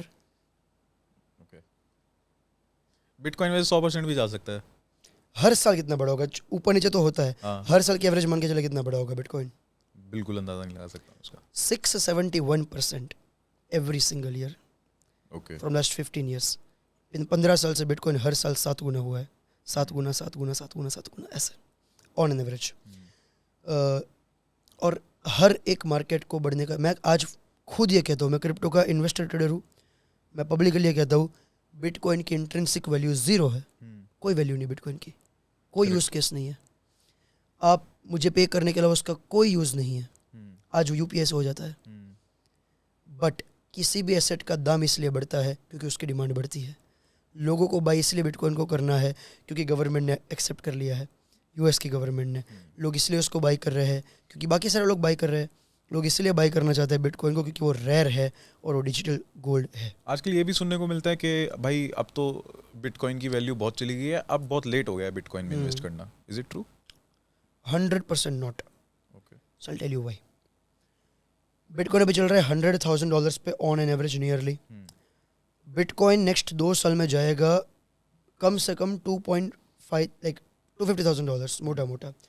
एंड नेक्स्ट 10 साल में 2035 से 40 के बीच में बिटकॉइन जाएगा $1 मिलियन। और मैं पूरा आपको मैथ करके देता हूँ। मैं कोई प्रिडिक्शन नहीं कर रहा हूँ, कैलकुलेशन कर रहा हूँ। कैलकुलेशन करता हूँ पूरी जी। कि क्यों ऐसा हो रहा है और ये क्यों होगा। और ये आपको है ना मेरी बात मानने की ज़रूरत नहीं, आप खुद एक बार पेपर पे कैलकुलेशन कर सकते हो। ठीक है। अगर आज के टाइम में आप नोटिस करो तो 21 मिलियन बिटकॉइन है टोटल पूरे वर्ल्ड में। ये फिक्स था पहले से ही। 21 मिलियन बिटकॉइन में से आज के टाइम पे if I am not wrong 7-8 million bitcoin खो चुके हैं। खो चुके हैं यानी कि जिन लोगों ने बिटकॉइन स्टार्टिंग में बाई किए थे उनको उनके कीज़ याद नहीं है, उनको उनके पासवर्ड्स याद नहीं है, कहीं पे हैक हो गए हैं। कुछ लोगों ने उसको कुछ ऐसा एक केस भी आया था, किसी की हार्ड ड्राइव में था कुछ डेटा, वो खो गया था। देयर इज अ गाय जिसके पास if I am not wrong कुछ हज़ारों में बिटकॉइन है।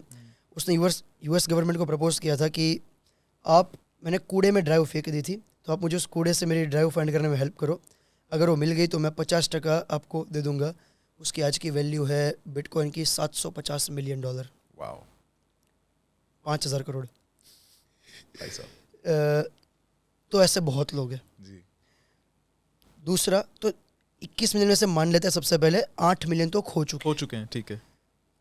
लगभग 2 मिलियन आसपास बिटकॉइन अभी माइन नहीं हुआ है। इसमें क्या होता है कि हर 4 साल में सप्लाई आधी होती है, लाइक आपको रिवॉर्ड आधा मिलता है। सप्लाई तो वही रहती है बट रिवॉर्ड आधा हो जाता है। एंड जो बाकी लोग जो माइनर्स होते हैं जब वो चीज़ें करते हैं, जब वो ट्रांजेक्शन को वेरीफाई करते हैं तो उनको बिटकॉइन मिलता है जो माइन होता है। इसको माइनर बोलते हैं। ठीक है। तो माइन अभी हुए नहीं, वो धीरे धीरे होंगे 2040 तक। ओके। तो भी माइन नहीं हुए हैं। बाकी जितने भी बिटकॉइन से आज के टाइम पे यूएस की गवर्नमेंट के पास है 2,30,000 बिटकॉइन। 2,30,000 वहाँ चले गए। चाइनीज़ गवर्नमेंट के पास 1,90,000 बिटकॉइन। अगर आप गवर्नमेंट मिला लो तो आपको मिल जाएंगे नियरली, गवर्नमेंट और कुछ इंडिविजुअल्स आपको मिल जाएंगे लगभग 1-2 मिलियन बिटकॉइन। अब बात करते हैं इंस्टीट्यूट्स की। तो इंस्टीट्यूट्स में ब्लैक रॉक है। इंस्टीट्यूट्स में जितने भी टॉप 7 वर्ल्ड के सबसे बड़े इंस्टीट्यूट्स है उन सब के पास मिला के अभी बिटकॉइन नियरली होंगे 2-3 लाख बिटकॉइन आसपास। आई थिंक ब्लैक रॉक के पास ही 2 लाख आसपास बिटकॉइन हो जाएंगे। सो वहाँ पे आप काट लो 1 मिलियन आसपास वहाँ चला जाएगा विद इन नेक्स्ट फ्यू में, एक साल में। बाकी के जितने बिटकॉइंस के लोग हैं वो शायद वो इल्यूमिनाटीज है। बाकी के जितने भी बिटकॉइन है वो सारे एक्सचेंजेस के पास है, जो डीप स्टेट कहते हैं जिसको हम। हाँ, वो लोग बेच नहीं सकते बिटकॉइन को, या वो बेचते नहीं है क्योंकि उनका धंधा वही है। बीच में कुछ ऐसा भी था ना कि कोई 2 ब्रदर्स हैं जो पहले बिटकॉइन मिलियनेयर बने हैं। बिलियनर बने ऐसे का। Let me tell you very interesting story. Stock market के जितने भी बिलियनर्स है विथ बी, वो सारे के सारे बिलियनर्स बने हैं 1992 के लोग, जो सारे एंड ऑफ द डे काफ़ी एजड है। स्टॉक मार्केट में इन्वेस्ट करके किसी भी पर्सन ने 30 साल की उम्र में 35 साल की उम्र में बिलियनियर नहीं बना। Not a single guy in the world. Crypto में बने हैं, बहुत बने हैं। क्रिप्टो में इन्वेस्ट करके, क्रिप्टो एक्सचेंज का फाउंडर था FTX का फाउंडर, वो बिलियनियर बना था मे बी 24-25 की एज में। सीजी आज के टाइम पे टॉप 100 के बिलियनर लिस्ट में सबसे लाइक क्रिप्टो का सबसे बड़ा बिलियनर वो आता है मे बी 50-60वें रैंक पे। सतोशी नाकामोटो, जो किसी को नहीं पता, वो है वर्ल्ड के बिलियनर के लिस्ट में 10वें स्थान पे। टॉप बिलियनर्स में 10वां है सतोशी नाकामोटो, जो पता नहीं है कौन है। सो अब परसेंटेज वाली जो आप बता रहे थे, ग्रोथ वाली, अब उसको थोड़ा एग्जाम्पल से समझने की कोशिश करते हैं। अब फॉर एग्जाम्पल आज की तारीख में मैं 10,000 रुपये का अमाउंट बिटकॉइन में आपके कहने पे लगा देता हूँ, क्या होगा उसका? सर मेरे कहने पे आपको नहीं लगाना चाहिए, आपको खुद मैथ करनी चाहिए। बहुत सिंपल है, लॉजिक आप यूज़ करोगे आपको आइडिया आ जाएगा। क्योंकि हमने बिटकॉइन पे लगाया आज के प्राइस पे, तो ये मुझे पॉसिबिलिटी लग रही है कि बिटकॉइन के 10,000 रुपये आपके नेक्स्ट 10 साल में 1 लाख रुपये होने चाहिए। 10 गुना होना चाहिए बिटकॉइन यहाँ से। 10 साल में 1 लाख होंगे वो वेयर मिनिमम मैं कह रहा हूँ। सबसे ऐसा टारगेट दे रहा हूँ जो कि मुझे लगता है कुछ भी नहीं करेगा तो भी हो जाएगा, अगर बिल्कुल एडॉप्शन नहीं होती है तो। जैसे एडॉप्शन अभी हम देख रहे हैं, क्योंकि अभी मार्केट में इंटरेस्ट इतना ज़्यादा है नहीं, फिर भी एडॉप्शन इतनी ज़्यादा हो रही है। अगर वैसा होता है तो आपका पैसा there is very high chance कि 10 साल में 15 गुना तक भी चला जाए, जो कि आपको बाकी कोई एसेट में नहीं मिलेगा। और अगर कुछ प्रॉब्लम भी होती है, मान लेते हैं कि नहीं चलता या फिर एक बहुत ही अच्छा केस मान के चलता है, तो ये भी चांस है कि इस बार आपका पैसा नेक्स्ट 1.5 साल में 4 गुना हो जाए, 2 साल में 4 गुना हो जाए। मेरी पर्सनल एक्सपेक्टेशन प्रेडिक्शन ये है कि 2027 में बिटकॉइन का प्राइस चला जाएगा नियरली $4 लाख। $4 लाख जो अभी इस 1 लाख समय डॉलर कितना है? $1 लाख है। $1 लाख। रीज़न, बेसिक मैथ, आप बाई कहाँ से करोगे बिटकॉइन जब मार्केट में बिटकॉइन होंगे? सप्लाई ही नहीं है, मार्केट में फ्लोट ही नहीं हो रहे, बिटकॉइन चल ही नहीं रहे, बिटकॉइन है ही नहीं मार्केट में। तो जैसे खरीदा जाएगा प्राइस एकदम रॉकेट होने वाली, इसलिए तो इतनी ज़्यादा बढ़ी है इतने टाइम में। और इस बार बिटकॉइन का साइकिल ब्रेक हो चुका है। क्रिप्टो का थोड़ा आपको समझाता हूँ मैं।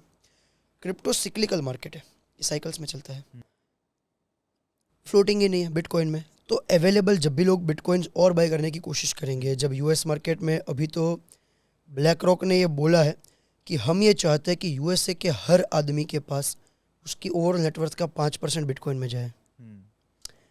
यूएसए की इकोनॉमी, अभी यूएसए पे जो डेट है वो है नियरली $38 ट्रिलियन की। हम 5% मान के चलते, उसका पैसा अगर बिटकॉइन में आया तो बिटकॉइन का प्राइस सीधा $4 लाख चला जाएगा, सीधा। मैं बात ही नहीं कर रहा इंस्टीट्यूट्स की, मैं बात ही नहीं कर रहा कंपनीज की, ना मैं बात कर रहा हूँ इलॉन मस्क की कंपनी की, जो सब लोग बिटकॉइन आज के टाइम पे बाई कर रहे हैं। इवन हमारे मोटा भाई अंबानी ने रिसेंटली जियो कॉइन लॉन्च किया, करने वाला है वो जियो को, वो लोग भी क्रिप्टो में टोकनाइज कर रहे हैं बेसिकली। ओके। प्लस जो विजन है गवर्नमेंट का, ब्लैक रॉक का, बड़े बड़े इंस्टीट्यूट्स का, वो विजन ये है कि हम पूरे वर्ल्ड को टोकनाइज करना चाहते हैं। So what is the meaning of tokenise? I will tell you, very easy. आज आपको एक प्रॉपर्टी बाई करनी है, 1 करोड़ रुपए की प्रॉपर्टी है, लेकिन आपके पास सिर्फ 10 लाख रुपए है। तो आप जैसे 10 अलग अलग दोस्त हैं, उन सब को प्रॉपर्टी बाई करनी है। अब आप एक प्रॉपर्टी में 10 लोग साथ में इन्वेस्ट नहीं कर सकते। हालांकि वो आ चुका है REIT जो होता है, रीट वगैरह, बट वो भी इतना स्टेबल नहीं या फिर इतना कन्वीनियंट नहीं है, क्योंकि वहाँ पे कभी पैसा निकल सकता है, चीज़ें हैं। तो टोकनाइज अगर चीज़ें हो गई ना तो बहुत ही बेटर हो जाएगी। तो मैं उसका यूज़ केस आपको बताता हूँ, टोकनाइज का यूज़ केस क्या होगा। आपको पता है दुबई का रियल एस्टेट का मार्केट पूरा का पूरा ब्लॉकचेन पे है। ओके। Full market. आज आप कोई भी प्रॉपर्टी बाई करो, किस प्राइस पे बाई हुई है, कौन सी प्रॉपर्टी क्या है, कैसे, सब कुछ ब्लॉकचेन पे आता है। So bitcoin is system, blockchain is a system जो अगर पूरे वर्ल्ड में एप्लीकेबल हुई, स्कैम्स बंद हो जाएंगे, ज़ीरो हो जाएंगे, और वेल्थ क्रिएट होगी। वेल्थ क्रिएट होगी। इसके ऊपर भी मैं आपको बताऊँ, आधार कार्ड फेक बनता है, बहुत आपने देखा होगा लोग बनाते हैं। पासपोर्ट्स लोग मल्टीपल बना लेते हैं, फेक्स बना लेते हैं चीज़ें, ऐसी बहुत बार बातें सामने आई है। अगर ये ब्लॉकचेन पर जाए तो ब्लॉकचेन पे ये चीज़ फेक बन ही नहीं सकती। अगर हमारा डेटा, और ये इवन इंडियन गवर्नमेंट ने कोशिश की थी एक CBDC बनाने की, सेंट्रल बैंक डिजिटल करेंसी, वो चला नहीं। बट अगर ब्लॉकचेन के ऊपर ये सारी चीज़ आ जाए, फेक बन ही नहीं सकती। क्योंकि जैसे मैंने बताया, ब्लॉकचेन का सबसे बड़ा यूज़ केस ये है कि ना इस पर चीज़ें डिलीट होती है, ना एडिट होती है, ना इसको कोई हैक कर सकता है। And every particular single data is unique. Absolutely, है ना?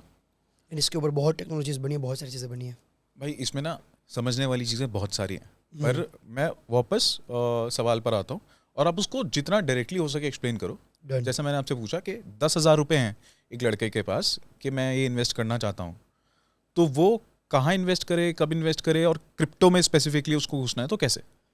3 इसके कैटेगरी बनाते हैं। अगर आप एकदम लो रिस्क लो रिवॉर्ड में जाना चाहते हो तो आप इन्वेस्ट कर सकते हो बिटकॉइन, इथेरियम, सोलाना, 3 टोकन्स में।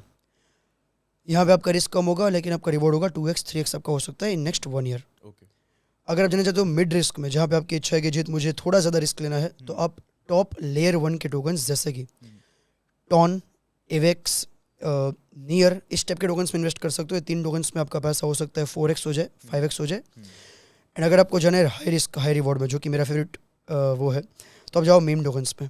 मीम टोकन्स में आप इन्वेस्ट कर सकते हो ब्रेट पे, विफ, और one of my favourite token which is Moodeng. इन टाइप के टोकन्स में मुझे लगता है कि आपके पास रिस्क हाई होगा, लेकिन आपका रिवॉर्ड हो सकता है 10 गुना, 20 गुना, 50 गुना, एनीथिंग। और यहाँ इन्वेस्ट करने के लिए प्लेटफॉर्म हम कोई भी चूज कर सकते हैं, उससे फर्क नहीं पड़ता। कोई फर्क नहीं पड़ेगा उससे। ओके, सो बिकॉज मैं आपसे क्यों पूछ रहा हूँ कि आज से करीब 2-3 साल पहले मैंने वजीर एक्स नाम से एक ऐप था, उसमें 2,000 रुपये डाले, जिसमें मेरे पास 500-600 रुपये में 0.001% का कुछ बिटकॉइन का हिस्सा था। फिर उसमें शीबा कॉइन था, और एक शायद कुछ और था। तो एक दिन ऐसे ही बैठे बैठे मेरे को ख्याल आया कि कहीं मैं मिलियनेयर तो नहीं हूँ। क्या हुआ उस ऐप का, क्योंकि वो फ़ोन चेंज हुआ, वो ऐप डिलीट हो गया, मैं भूल गया। अब 2,000 रुपये की इन्वेस्टमेंट कौन कहीं याद रखे। तो वो जब मैंने दोबारा खोल के देखा तो आज वो 1200-1500 की हो रखी है। माई क्वेश्चन इज, आपने बोला बिटकॉइन में पैसा लगाओ वो आपका 2x 3x हो जाएगा। करेक्ट। मेरे 500 वहीं के वहीं है, ऐसा क्यों है? एप्लीकेशन सबसे पहले वजीरेक्स हैक हो गई थी, उसका एक बहुत बड़ा हैक आया था। कुछ लोग कहते हैं कि इनर लाइक जो इंटरनल मेंबर्स थे उन्होंने किया, कुछ लोग कहते हैं कि किसी ग्रुप ने हैक किया था, बट ये इस पे प्रॉब्लम है क्रिप्टो में। जितना हाईली रिवॉर्डिंग है उतना ही हाई रिस्क है यहाँ पे। यहाँ पे आपको समझना पड़ेगा कि किस टाइप की एप्लीकेशन आप यूज़ करते हो। और सबसे बड़ी बात, अगर FIU कंप्लाइंट एक्सचेंजेस भी बंद होते हैं तो भी गवर्नमेंट आपकी हेल्प नहीं करेगी। ये क्या होते हैं? जो मैंने बताया वजीरेक्स जो था, ये लीगल एप्लीकेशन थी इंडिया में, राइट। FIU कंप्लाइंट थी, हाँ। बंद हो गया। गवर्नमेंट ने कोई इसका रिस्पॉन्सिबिलिटी नहीं लिया, कोई जवाब नहीं दिया। ओके। जैसे मैंने बताया, बैंक में भी आपको रिप्लाई नहीं आएगा, 5 लाख से ऊपर आपका नहीं पैसा मिलेगा। वैसे ही एक्सचेंज हैक हो गया। और यहाँ तो बिल्कुल नहीं मिलता। I lose 25-28 lakh rupees in WazirX. WazirX में कितना? 28 लाख रुपए। 28 लाख रुपए। अगर 28 लाख रुपए वो मेरे पास जो टोकन्स थे वो होते तो आज के उसके प्राइस 1.10 करोड़ नियरली। वाओ, अब मेरा 2000 का दुख कम हो गया। अच्छा, आपने मेंशन किया कि बिटकॉइन, इथेरियम, सोलाना, ये इनमें क्या फ़र्क है? सो बिटकॉइन जो है वो एक डिजिटल गोल्ड है। डिजिटल गोल्ड का मतलब आपको वहाँ पे उसको स्टोर ऑफ वैल्यू है, उसको आप रख के छोड़ सकते हो। बाकी जितने भी बिटकॉइन के अलावा टोकन्स होते हैं उसको ऑल्ट कॉइन बोलते हैं। ओके। जिसमें सोलाना आएगा, इथेरियम आएगा। अब क्या, वो बिटकॉइन की टेक्नोलॉजी जैसे जैसे बनी वैसे समझ आया कि बिटकॉइन के ऊपर आप कुछ बिल्डअप नहीं कर सकते, वो सिर्फ एक स्टोर ऑफ वैल्यू है। बट टेक्नोलॉजी ब्लॉकचेन बहुत अच्छी है, तो इसके ऊपर लोगों ने ऐसी एप्लीकेशन बनाई जैसे कि इथेरियम, सोलाना, जिसके ऊपर आप डिसेंट्रलाइज एप्लीकेशंस बिल्डअप कर सकते हो। यानी कि आप फेसबुक डिसेंट्रलाइज बना सकते हो पूरा का पूरा इथेरियम पे। सब बना है। गूगल अपने क्रोम यूज़ किया होगा, क्रोम में आपको ऐड दिखती है। करेक्ट। ऐड दिखने पे आप ऐड देखते हो, आप में भी किसी के कस्टमर बनते हो, आपको कुछ भी नहीं मिलता उससे। 2% कमाएंगे, गूगल वाला ऐड वाला कमाएगा, और जो पर्सन बेच रहा है शायद वो आप कमाएगा। अब ऐसा डिसेंट्रलाइज क्रिप्टो का प्लेटफॉर्म बना जिसका नाम है ब्रेव ब्राउज़र। हाँ जी, ब्रेव। आपने यूज़ किया होगा, सुना होगा उसके बारे में। तो इसको बोलते हैं एडॉप्शन, एक बहुत अच्छी है ऐसे तो। तो आप उस पर ऐड देखोगे तो आपको पैसा मिलेगा आपको। ओके। और ये मतलब उस पर अकाउंट क्रिएट करना, क्या करना है? ब्रेव ब्राउज़र पे अकाउंट क्रिएट करो, वहाँ पे ऐड बटन ऑन कर दो। आप जैसे उस पर ऐड देखते रहोगे आपको उसका पैसा आपको मिलेगा, जो व्यूअर दिख रहा है उसको। तो ऐसे तो मतलब जिस हिसाब से बेरोजगारी है देश में, लोग बैठ के ऐड ही देखते रहेंगे। सो एक्चुअली ऐसा है इसमें कि जो ब्रेव ब्राउज़र है उसके आपको ब्रेव टोकन मिलते हैं। अगेन अब ये जो रिवॉर्ड है ये इतना बड़ा नहीं होता, क्योंकि एंड ऑफ द डे आप कितने देर गूगल यूज़ कर लोगे। तो गूगल में जितनी भी ऐड आएगी, मान लो आप एक दिन का कमा सकते हो $2, $1, अगेन डिपेंडिंग ऑन कैसा आपका यूज़ कैसे। इससे आप 5-6 हज़ार रुपये, 8 हज़ार रुपये कमा सकते हो। कुछ लोग ऐसे जो बहुत ज़्यादा इसमें कमाते हैं। बट ऐसी एक नहीं, ऐसी मल्टीपल एप्लीकेशंस है। आपको पता है इंडिया में अगर आप ईयरली रिटर्न 15%, 20% निकाल लो तो आप भगवान टाइप से हो। लाइक आपको लगेगा भाई मज़ा आ गया। क्रिप्टो में आप 20% अगर निकालते हो मतलब आप कुछ भी नहीं कर रहे हो। अगर आप अपने USDT को कोई अच्छे एक्सचेंज पे स्टोर भी कर दोगे ना, जैसे FD करते हैं, 20% आपको वो दे देगा। अच्छा, एक इंडियन माइंडसेट है, हो सकता है मैं गलत हूँ, मगर एक ये चीज़ है, लोगों को चाहिए सिक्योरिटी। हाँ भाई, FD में लोग आज तक भी इन्वेस्ट इसलिए करते हैं कि भाई सिक्योर्ड है। सिक्योर है। क्या क्रिप्टो में कोई ऐसे पर्टिकुलर कॉइन्स हैं जहाँ पे आप इन्वेस्ट कर दो लॉन्ग टर्म के हिसाब से और आप फिर आप भूल जाओ, ठीक है मेरा सेफ है पैसा, कुछ है ऐसा? ऐसे टोकन में मुझे एक टोकन ऐसा लगता है जो मुझे लगता है कि आने वाला बिटकॉइन बन सकता है। So it's a big statement actually. मैं बाकी किसी भी टोकन में ये चीज़ नहीं बोलता। इस टोकन का नाम है एक्सेमार मोनेरो। सो ये क्या है एग्जैक्टली? अपने पाब्लो एस्कोबार, आपको पता होगा, जिसने बहुत बड़ा एक ब्लैक मनी कमाया था। उस टाइम पे पाब्लो एस्कोबार का जो नेटवर्थ था, if I am not wrong, वो 400 मिलियन आसपास कुछ था। अगर मैं गलत नहीं हूँ तो I have to remember, check the numbers. Pablo Escobar ने सारा ब्लैक में पैसा कमाया था। आज के टाइम पे जितना भी पैसा क्रिप्टो मार्केट में आ रहा है उसमें से काफ़ी बड़ा पैसा एक ब्लैक का आता है। एंड जैसे जैसे रेगुलेशंस बढ़ेगी, सिक्योरिटी बढ़ेगी। सिक्योरिटी पसंद नहीं है अमीर लोगों को। मैं फिर से रिपीट करता हूँ, अमीर लोगों को सिक्योरिटी पसंद नहीं है, सिर्फ मिडिल क्लास लोगों को सिक्योरिटी पसंद है। अमीर लोग ये चाहते हैं कि उनका पैसा उनके पास रहे, सिक्योर भले ना रहे, but end of the day government का उस पर कंट्रोल ना रहे। ये जो आपने ब्लैक के पैसे वाली बात करी, उससे अब मार्केट में ये परसेप्शन भी है, अब ये आप क्लियर करो कि सही है कि नहीं, कि क्रिप्टो का जो पैसा है वो हवाला के लिए इस्तेमाल होता है, मनी लॉन्ड्रिंग के लिए इस्तेमाल होता है। 100%। ऐसा है? 200%। इवन जितने भी क्रिमिनल एक्टिविटीज़ होती है वो सारी की सारी क्रिप्टो में USDT जो होता है उसके थ्रू ही होती है, बिकॉज तो कोई ट्रैक नहीं है end of the day. Let me tell you something, WazirX हमारा हैक हुआ, वो हैक करने के लिए एक चलो ग्रुप था, वो हैक हुआ और पैसा कभी ट्रैक क्यों नहीं कर पाया? What is the reason for that? वो जो आप ब्लॉकचेन की सिक्योरिटी कह रहे थे, वो ट्रैक तो कर सकते हो उस पर। हाँ। उसका रीज़न था मोनेरो XMR, जो मैंने आपको टोकन बताया। ओके। सो क्या होता है मैं आपको बताता हूँ। जो पैसा मैंने आज लेट्स सपोज किसी पर्सन ने कुछ पैसा चुराया है, करेक्ट। अब वो पैसा ब्लॉकचेन पे दिख रहा है कि इस वॉलेट के पास है, पर्सन किसी को नहीं पता, KYC किसी को नहीं पता। अब ये होती है प्राइवेट ब्लॉकचेन, जैसे कि मोनेरो है, ऐसी अलग अलग है, Zcash करके है। तो यहाँ पे अगर आपने पैसा मोनेरो आपने बाई कर लिया तो पैसा फिर गुम हो गया, किसी को नहीं पता वो पैसा कहाँ है। अब मोनेरो आप मार्केट से बाई या सेल कर दो, वो आपके पास कोई ट्रैक ही नहीं है इसका। इट्स लाइक कैश, मेरे पास 1 करोड़ रुपए की कैश है, मैंने आपको दे दी, नो ट्रैक, किसी को नहीं पता किसके पास कैसा गया। मैंने आपको कमरे में दे दी, आपने फिर कहीं पे भी लगा दी। तो इसलिए मुझे ऐसा लगता है कि जैसे जैसे अमीर लोग और अमीर बनेंगे, जो कि वर्ल्ड का सिंपल रूल है, वो अपने पैसे को स्टोर करेंगे XMR में। एक अब जैसे हमने बात करी ना कि 10,000 रुपये किसी ने लगा दिए, अब ऑफ कोर्स बहुत बड़ा सेगमेंट उन लोगों का भी है जो ज़्यादा पैसा भी लगा सकते हैं और लगाते भी हैं। ट्रू। एक चीज़ सामने आती है कि भाई जब मार्केट में डिप है ना तब इन्वेस्ट करो। ट्रू। ये स्टॉक मार्केट के लिए तो सुनने को मिलता है, क्या क्रिप्टो में ये सेम चीज़ फॉलो होती है? 100%। सो यूजुअली क्या होता है, क्रिप्टो एक 4 साल का साइकिल है। यहाँ पे क्या होता है, पहले साल में होता है डिप्रेशन, यानी कि मार्केट गिरती है बहुत ज़्यादा।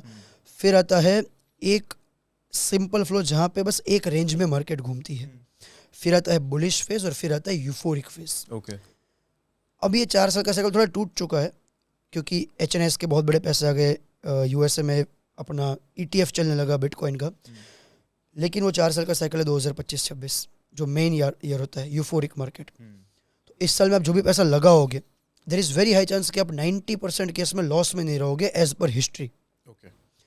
आप अगर अभी आप इथेरियम बाई कर लो और आप 1 साल के लिए छोड़ दो, 99% chance you will not be in loss. आपका पैसा 2-3 गुना होगा ही होगा। तो हर 4 साल बाद आपको एक बार इन्वेस्ट करना चाहिए, या फिर हर 3 साल में इन्वेस्ट करना चाहिए, चौथे साल में नहीं करना चाहिए। ये आपका रिस्क एपेटाइट आपको कैसा करना है। बिटकॉइन बाई करना है, best year two by bitcoin is 2026। Alt coin by करने हैं, मीम कॉइन बाई करने हैं, best year two by meme coins is 2025, जो भी हम है राइट नाउ। ओके। और जब हम कहते हैं मार्केट इंडिकेटर्स जो होते हैं वो यही हैं जो आप समझा रहे हैं अभी, कि वो और भी अलग है? ओके। क्रिप्टो में इन्वेस्ट करने के, पैसा कमाने के 2 तरीके हैं, एक तो ट्रेडिंग कर लो, इन्वेस्टमेंट कर लो। जी। इन्वेस्टमेंट जब भी हम करते हैं तो ये जो है वो मार्केट के थोड़े बहुत सेगमेंट है जो आप देख सकते हो, बट इससे आपको एक ब्रॉडर मार्केट का आइडिया आता है। ट्रेडिंग क्रिप्टो में काम नहीं करता। अच्छा। Technicals will not work in crypto. जो भी लोग ऐसा कहते हैं कि हम टेक्निकल्स पढ़ के, चार्ट पढ़ के क्रिप्टो से पैसा कमा पाते, वो नहीं कमा पाते। और ये मैं किसी को चैलेंज कर सकता हूँ, because I am the only guy, by grace of God, मैं बहुत लकी मानता हूँ अपने आप को, कि जितने भी क्रिप्टो के इन्फ्लुएंसर्स हैं, मेरे अलावा किसी ने भी कॉपी ट्रेडिंग नहीं किया है। यानी कि मैं पब्लिक के सामने ट्रेड करके लोगों के लिए 3 करोड़ रुपए बनाया है पिछले 70 दिन में। ये कोई भी पर्सन जाके वेरीफाई कर सकता है। It's a blockchain, you can verify everything. मेरे को मीम कॉइन के बारे में समझाओ एक चीज़, कि ये एक्चुअल में पैसा कमाने का जरिया है या ये एक फैड है कि अभी लॉन्च हुआ, ट्रम्प कॉइन आया, उसमें लोगों ने बहुत पैसा कमाया। मीम कॉइन बिकॉज सुनने में, अब मीम से लोगों के मन में सीरियसनेस नहीं आती है ना। जब कोई बोलता है बिटकॉइन तो लोग सोचते हैं हाँ ठीक है क्रिप्टो करेंसी। जब हम बोलते हैं मीम कॉइन, ऐसा लगता है एक ट्रेंड है। ट्रेंड है, करेक्ट। तो रियलिटी क्या है? Is it really a scam और is it an actual coin जहाँ पे आप प्रॉफिट बना सकते हो? What is it? Meme coin is honestly a scam. Okay.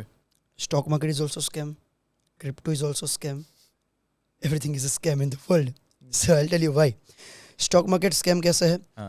आज एक मान लेते हैं कोलगेट कंपनी है, कल भगवान ना करे कुछ प्रॉब्लम आ जाए और कोलगेट का स्टॉक का दाम 15-20% गिर गया, क्या कोलगेट के बिजनेस में कोई फर्क आया? नहीं। वो अपनी कोलगेट बेच रहे हैं। क्या इससे उसका ओनर या फिर उसके वहाँ पे जो काम करते हैं उनकी लाइफस्टाइल में, उनकी सैलरीज में ज़्यादा कोई फ़र्क आएगा? बिल्कुल भी नहीं। तो जो प्राइस होता है वो हमेशा आता है सप्लाई डिमांड से।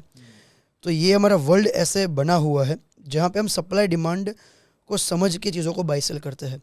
स्टॉक मार्केट से और क्रिप्टो मार्केट से हमारा सिर्फ एक मोटो है। पर स्टॉक में ऐसा भी तो होता है ना कि अगर कोई कंपनी है, फॉर एग्जांपल जैसे आपने कोलगेट का नाम लिया, हाँ, सब ठीक रहे उनके साथ, पर कि जैसे कोलगेट को जब बिजनेस लॉस हुआ हाँ। या कुछ मेजर कोई इशू आ गया, फॉर एग्जांपल जैसे किसी ज़माने में कोल्ड ड्रिंक्स के साथ आया था कि इसके अंदर ये इश्यूज हैं, करेक्ट, तो फिर उन कंपनीज के शेयर्स गिरे थे। ट्रू। तो बिजनेस लॉस के बाद भी तो शेयर गिरता है। ये गारंटी नहीं है इस चीज़ की। बिजनेस में प्रॉफिट बढ़ता है तो लॉस शेयर बढ़ना ऐसा नहीं होता। ओके। आप मुझे बताओ, HDFC बैंक अगर पिछले 1 साल में छोड़ के करे, उससे पहले जितने भी साल है, HDFC का बिजनेस हर साल डबल हो रहा था। हर साल डबल नहीं कह सकते, 4 से 5 साल बेहतर डबल हो हो रहा रहा था, था, बढ़ रहा बेहतर था। हो रहा था। स्टॉक का प्राइस बिल्कुल नहीं बढ़ा।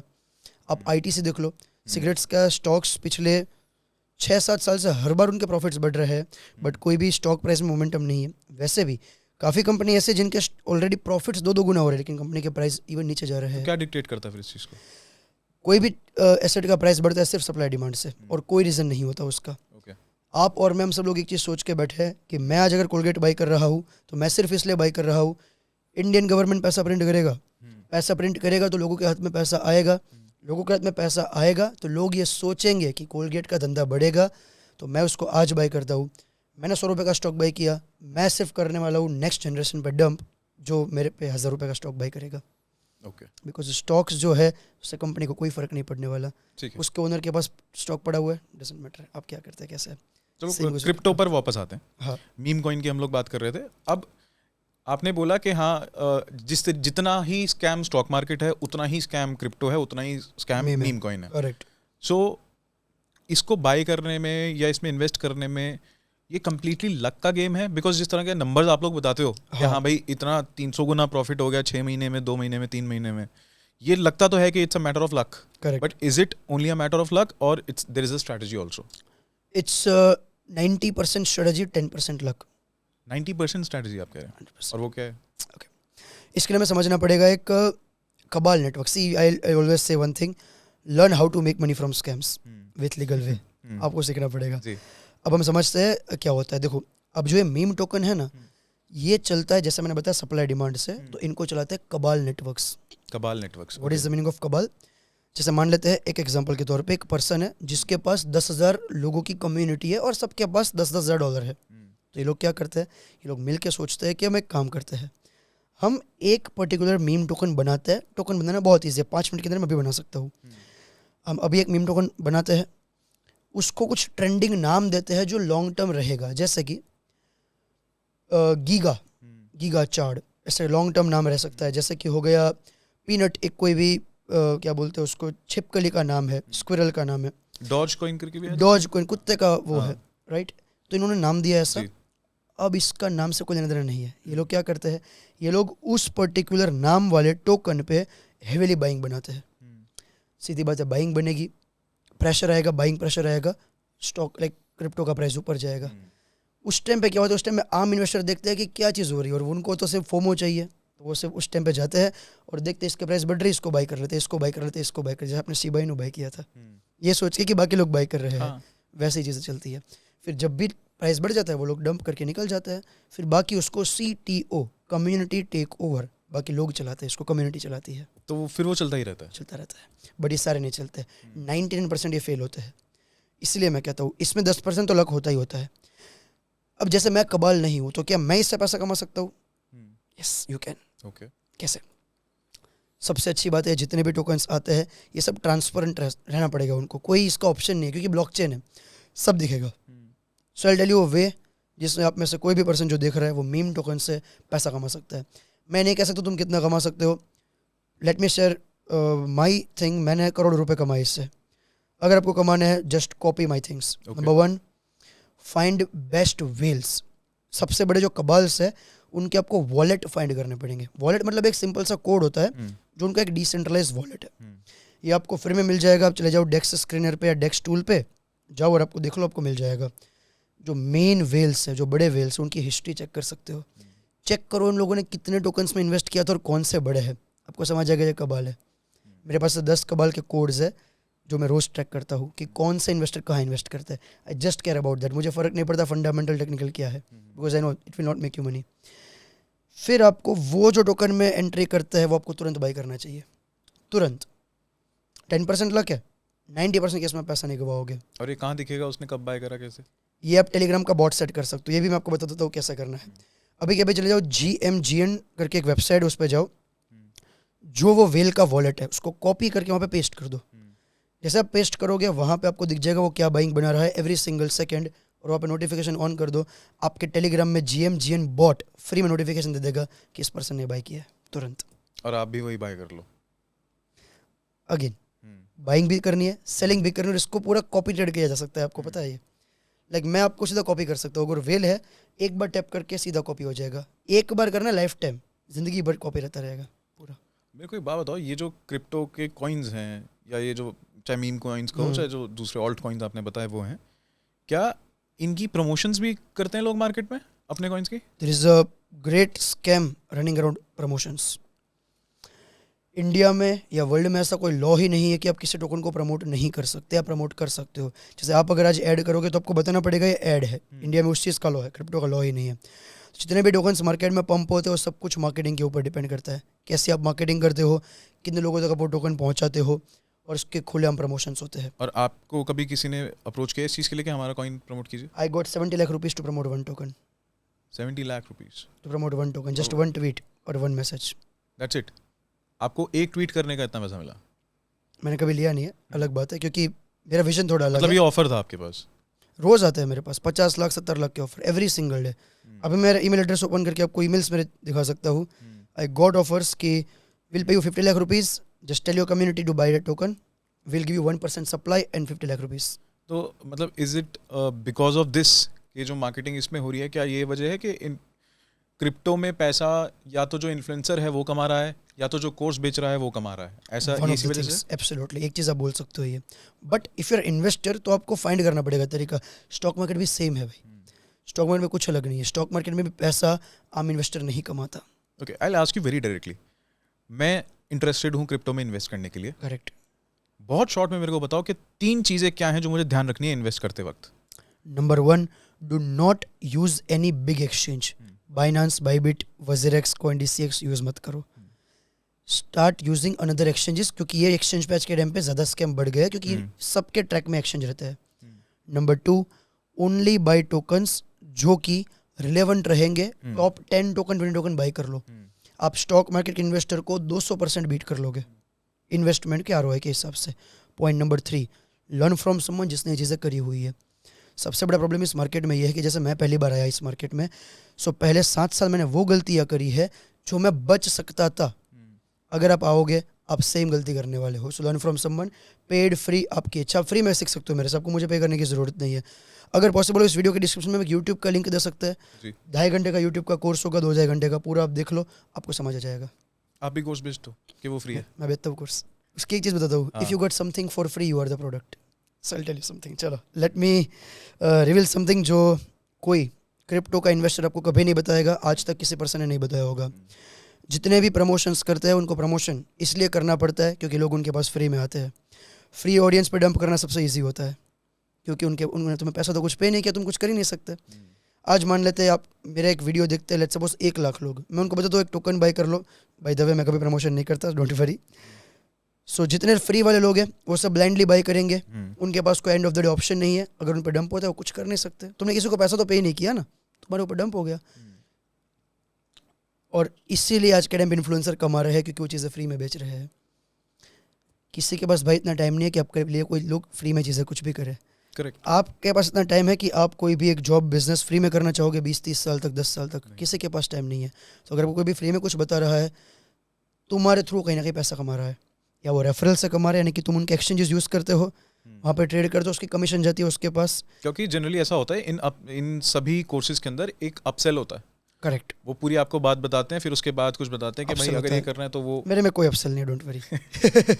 वन टाइम आना है, बट उसके लिए मैं बिल्कुल फोर्स नहीं करता। आप पहले मेरा सेशन अटेंड करो, मैं सामने से मेरे वर्कशॉप पे आके देखना, मैं बोलता हूँ तो 30,000 रुपये में नहीं, मत आना मेरे उस पर। ये मेरा पहला वर्ड होगा मेरे को, अगर वर्कशॉप में ये वर्ड मैं ना बोलूँ तो मेरे से फ्री में ले जाना, ठीक है। मेरा बहुत ही स्ट्रेट फॉरवर्ड बिलीव है कि भाई तुम्हारे पास पैसा है तभी तुम यहाँ पे आओ। तुम 2-3 हज़ार रुपये अगर इन्वेस्ट कर रहे हो, and of the day it will not make you good wealth. आपका टाइम ज़्यादा वेस्ट होगा। 10, 15, 20 हज़ार, 30 हज़ार रुपये आपके पास होने चाहिए। फिर धीरे धीरे इन्वेस्टमेंट बढ़ाओ जैसे आपको इच्छा हो। अच्छा, वो आपकी चॉइस है। क्रिप्टो में आपने 3 चीज़ें बताई जो करनी है इन्वेस्ट करने से पहले। क्या ऐसी 3 चीज़ें हैं जो नहीं करनी, जो बहुत कॉमनली मार्केट में है, एक परसेप्शन कह लो, या लोग इन्फ्लुएंसर्स बोलते हो, या जो कोर्स दे रहे हैं वो बोलते हो, कुछ ऐसी चीज़ें जो आपने ऑब्जर्व किया ये 3 चीज़ें लोग बोल तो नहीं पर ये बिल्कुल नहीं करनी? नंबर 1, जो टोकन के बारे में सब लोग बात कर रहे हैं, सब इन्फ्लुएंसर बात कर रहे हैं, वो नहीं करना है कभी भाई। वो होता है OTC, over the counter deal. उनको पैसा मिला होता है वो बोलने के लिए, जो आपको नहीं पता होगा। नंबर 2, कभी भी 10 लोगों पे बिलीव नहीं करना है कि 10 का जो कॉमन होगा वो टोकन में बाय करूंगा। यूजुअली इस मार्केट में वो लोग पैसा कमाते हैं जो आपने सुना देड़ के बोलते हैं ना, जो एक जगह से फ्रॉग्स एक जगह से उस जगह पे कूदते रहते हैं, वो नहीं कमाते। If you are with one person जिस पे आप ट्रस्ट कर सकते हो, you will always make money. Number 3, keep learning. इस मार्केट में हर 2 दिन में चीज़ चेंज होती है। आज मैंने कुछ बोला है, कल मैं मेरा डिसीजन पब्लिकली बोलता हूँ चेंज कर दूंगा। पब्लिक में आके बोलूंगा मैं यूट्यूब पे हर बार बोल चुका हूँ ये चीज़, आप मेरे वीडियोस देख सकते हो। आज मैं बुलिश हूँ, कल मैं बेरिश हो सकता हूँ, because market is vulnerable.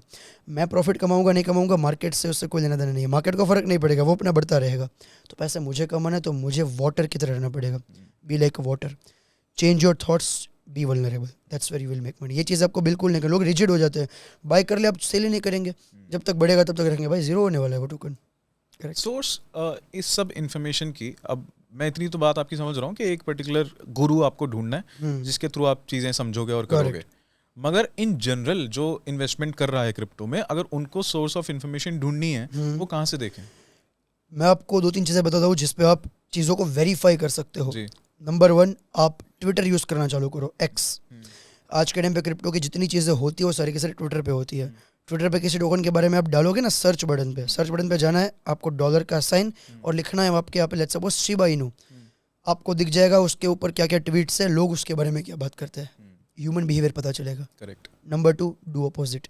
Human behaviour से अपोजिट करो। ह्यूमंस यूजुअली वो चीज़ देखते हैं जो ऑलरेडी आ चुकी है। वी प्रिडिक्ट फ्यूचर पास्ट को देख के, विच इज़ रॉन्ग। पास्ट जो है उससे फ्यूचर नहीं बनने वाला। पास्ट में अगर कोई चीज़ बढ़ी उसका मतलब ये नहीं वो फ्यूचर में बढ़ेगी। करेक्ट। आपको समझना है फ्यूचर क्या बोल सकता है और आपको वो प्रेडिक्शन करना है। इन्फॉर्मेशन का नंबर 2 सोर्स कॉइन ग्लास करके एक वेबसाइट है जहाँ पे आपको हर एक पब्लिक इन्फॉर्मेशन मिल जाएगी, कितने लोग लॉन्ग कर रहे हैं मार्केट को, कितने लोग शॉर्ट कर रहे हैं। Number 3 which is very very important, start using DEX screener and DEX tool. वहाँ जाके चेक करो किन टोकन्स में लिक्विडिटी क्या है। सबकी लिक्विडिटी होती है, वो लॉक कर सकते हैं, सब कुछ वेरीफाइबल है। अगर ये मैं आपको बताऊँ तो ये कॉन्सेप्ट होगा जिससे आप स्टार्ट कर सकते हो। गिव योर सेल्फ 2 months, 2 महीने आपसे मेरे वीडियोस देख लो, मैंने हर चीज़ में बताई है, हर एक चीज़। तो बेसिकली जो एक परसेप्शन होता है ना कि भाई क्रिप्टो में तो एक बार पैसा लगा दिया और बैठ के खाने वाला, वो नहीं है। आपको रेगुलर बेसिस पे लर्निंग रखनी है। स्टॉक्स में भी नहीं, स्टॉक्स में तो बिल्कुल नहीं है, बट क्रिप्टो को लेके एक परसेप्शन होता है कि it's easy money. Easy money तब है जब आप बिटकॉइन इथेरियम पे हो, आप लगा के बहुत छोड़ दोगे चलेगा। बाकी इजी मनी तो बिल्कुल भी नहीं। ऐसा नहीं बोल सकते कि भाई जीत मुझे इजी तरीके से पैसा कमाना है। भाई तुम्हें लाख रुपए से अगर 10 करोड़ बनाने हैं, it takes risk, takes like आपको एफर्ट्स डालने पड़ेंगे, आपको बैठना पड़ेगा एक जगह पे, देखना पड़ेगा मार्केट में क्या हो रहा है। ये सोच के कोई आ रहा है कि मैं 100 रुपये लगा दूंगा, 200 रुपये लगाऊंगा, उससे 10 करोड़ बना लूंगा, ये हुआ है, होने वाला है, हो सकता है, लेकिन आपके साथ नहीं होगा। उसके लिए लोगों ने 5-5, 7-7 साल मेहनत करी, उनके साथ हुआ है। कभी आपके साथ ये सिचुएशन आई कि ऐसा लॉस हुआ कि नींद उड़ गई? मेरा एक लॉस हुआ था रिसेंटली। मार्केट जनवरी महीने में, जनवरी 2025 में क्रैश हो रही थी। मेरा एक पोजीशन ओपन था एंड वो मेरा पोर्टफोलियो का एक टोकन चल रहा था 3.5 करोड़ रुपए आसपास। मेरा उस टाइम में पोर्टफोलियो था नियरली 12.5-13 करोड़ रुपए का, और वो एक दिन में मेरा पोर्टफोलियो डाउन आ गया 12.5 से 7 करोड़, 5 करोड़ का loss in single day. Wow, उतना मैंने कमाया भी है तो कुछ तो मार्केट को देना पड़ेगा। कुछ तो मार्केट को देना पड़ेगा। अच्छा, क्या आपको लगता है कि इंडिया में क्रिप्टो बैन हो सकता है? नेवर, इवन आगे ही बढ़ेगा।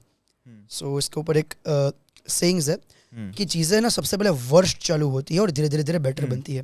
टैरिफ आया रिसेंटली, ट्रम्प ने टैरिफ पहले बोल दिया 70% होगा, फिर नेगोशिएट होता है और फिर 30% आता है, 20% आता है। वैसे ही जो खराब चीज़ होनी है वो स्टार्टिंग में होती है। तो बैन हो गया बिटकॉइन, फिर से बैन नहीं होने वाला। एक एक्सचेंज हैक हो गया, फिर से कम एक्सचेंज हैक हो गया। ऐसा मैं नहीं कह रहा कि नहीं होगा, बट जो पहले हुआ था उससे कम होगा। थोड़ा फ्यूचर की तरफ लेके चलो कि आपने ये तो एस्टैब्लिश कर दिया कि बैन नहीं होगा। अब इंडिया में बिटकॉइन का या क्रिप्टो का फ्यूचर कैसे देख रहे हो आप? इन नेक्स्ट 10 ईयर्स आप सब लोग बिटकॉइन से या क्रिप्टो से पेमेंट कर सकते होंगे इंडिया में। आप में से हर एक पर्सन ये चीज़ देखेगा कि मैं कहाँ पे क्रिप्टो को स्टोर कर सकता हूँ। नंबर 3, आप नोटिस करना कि इंडियन गवर्नमेंट खुद बिटकॉइन बाई करेगी, लेकिन वो तब नहीं करेगी जब मार्केट ऊपर होगा, वो बाई करना तब चालू करेगी जब कोई पर्सन को आइडिया नहीं होगा। ये भी पॉसिबल है कि कर भी रही हो, we never know. US government नहीं कर रही थी, लेकिन उन्होंने जितने ट्रांजैक्शंस को ब्लॉक किया था ना, वो सब कुछ अभी गवर्नमेंट का हो गया ना। आपको लगता है कि मोदी जी या इंडियन गवर्नमेंट क्रिप्टो को हेट करते हैं? They love crypto, they they love blockchain. तो 30% का जो टैक्स है government wants to make money, यानी I think it's a good. 30% देना बहुत अच्छी बात है। मैं बताता हूँ क्यों। एटलीस्ट तुम अपने बैंक अकाउंट में ट्रांजैक्शन लेके स्टेबल रह सकते हो ना। अगर तुम्हें चीज़ें इलीगल करनी है ना, तो तुम टैक्स से बचो। मैं कहता हूँ टैक्स दे दो, क्या फ़र्क पड़ता है। जैसे अब चलो मैं तो टैक्स नहीं भरता बिकॉज मैं दुबई में रहता हूँ, बट आपको भरना है टैक्स, भर दो। 30% दे के अगर आपके 10 गुना पैसे बैंक अकाउंट में आ रहे तो क्या दिक्कत है। सो मैं इसके लिए हर बार एक चीज़ बोलता हूँ, स्टॉक मार्केट का इन्वेस्टर जो मेहनत 12 साल या 15 साल करता है, वो तुम 1 साल में अचीव कर सकते हो क्रिप्टो से। रिस्क रिवॉर्ड समझना ज़रूरी है। रियल एस्टेट का इन्वेस्टर जो चीज़ें 15 साल 17 साल में लेके आएगा, वो तुम 1 साल में ले आओगे। रिस्क रिवॉर्ड समझना ज़रूरी है। गोल्ड का इन्वेस्टर जो चीज़ 20 साल में करेगा, वो तुम 1 साल में कर सकते हो, रिस्क रिवॉर्ड पता है तो। और ये रिस्क रिवॉर्ड पता कैसे करें? रिस्क रिवॉर्ड पता करने का नंबर 1 रूल, वही पैसा इन्वेस्ट करो जो आप लूज़ कर सकते हो। आपकी नींद नहीं उड़ेगी। खाने पीने का पैसा कभी इन्वेस्ट नहीं करना चाहिए क्रिप्टो पे। अगर आपको ये प्रेशर है दिमाग में, आप कभी पैसा नहीं बना पाओगे। नंबर 2, जब भी इन्वेस्ट करो, हमेशा जैसे आपका पैसा 2 गुना हो जाए, इनिशियल्स को आउट कर दो। It's a quantity game, not a quality game. Stock market is a quality game, crypto is a quantity game. Flip more tokens. एक पे आपने 2 गुना कर लिया, घर का पैसा निकाल लिया, वो पैसे से दूसरा टोकन बाय करो। 2 गुना हो गया, घर का निकाल लिया, दूसरा टोकन बाय। ये नंबर के हिसाब से समझाओ। फॉर एग्जांपल मेरे पास 50,000 रुपए थे ये खेलने के लिए, मैंने 50,000 रुपए इन्वेस्ट कर दिए। अब 50,000 रुपए में से आपने लेट्स सपोज 5 टोकन बाय किया, 10,000 रुपए का ईच टोकन। 10,000 रुपए का टोकन आपका 20,000 हो गया, वैल्यू 2 गुना हो गई, घर का 10,000 निकाल लो। ठीक है। उससे फिर छठा टोकन बाय करो।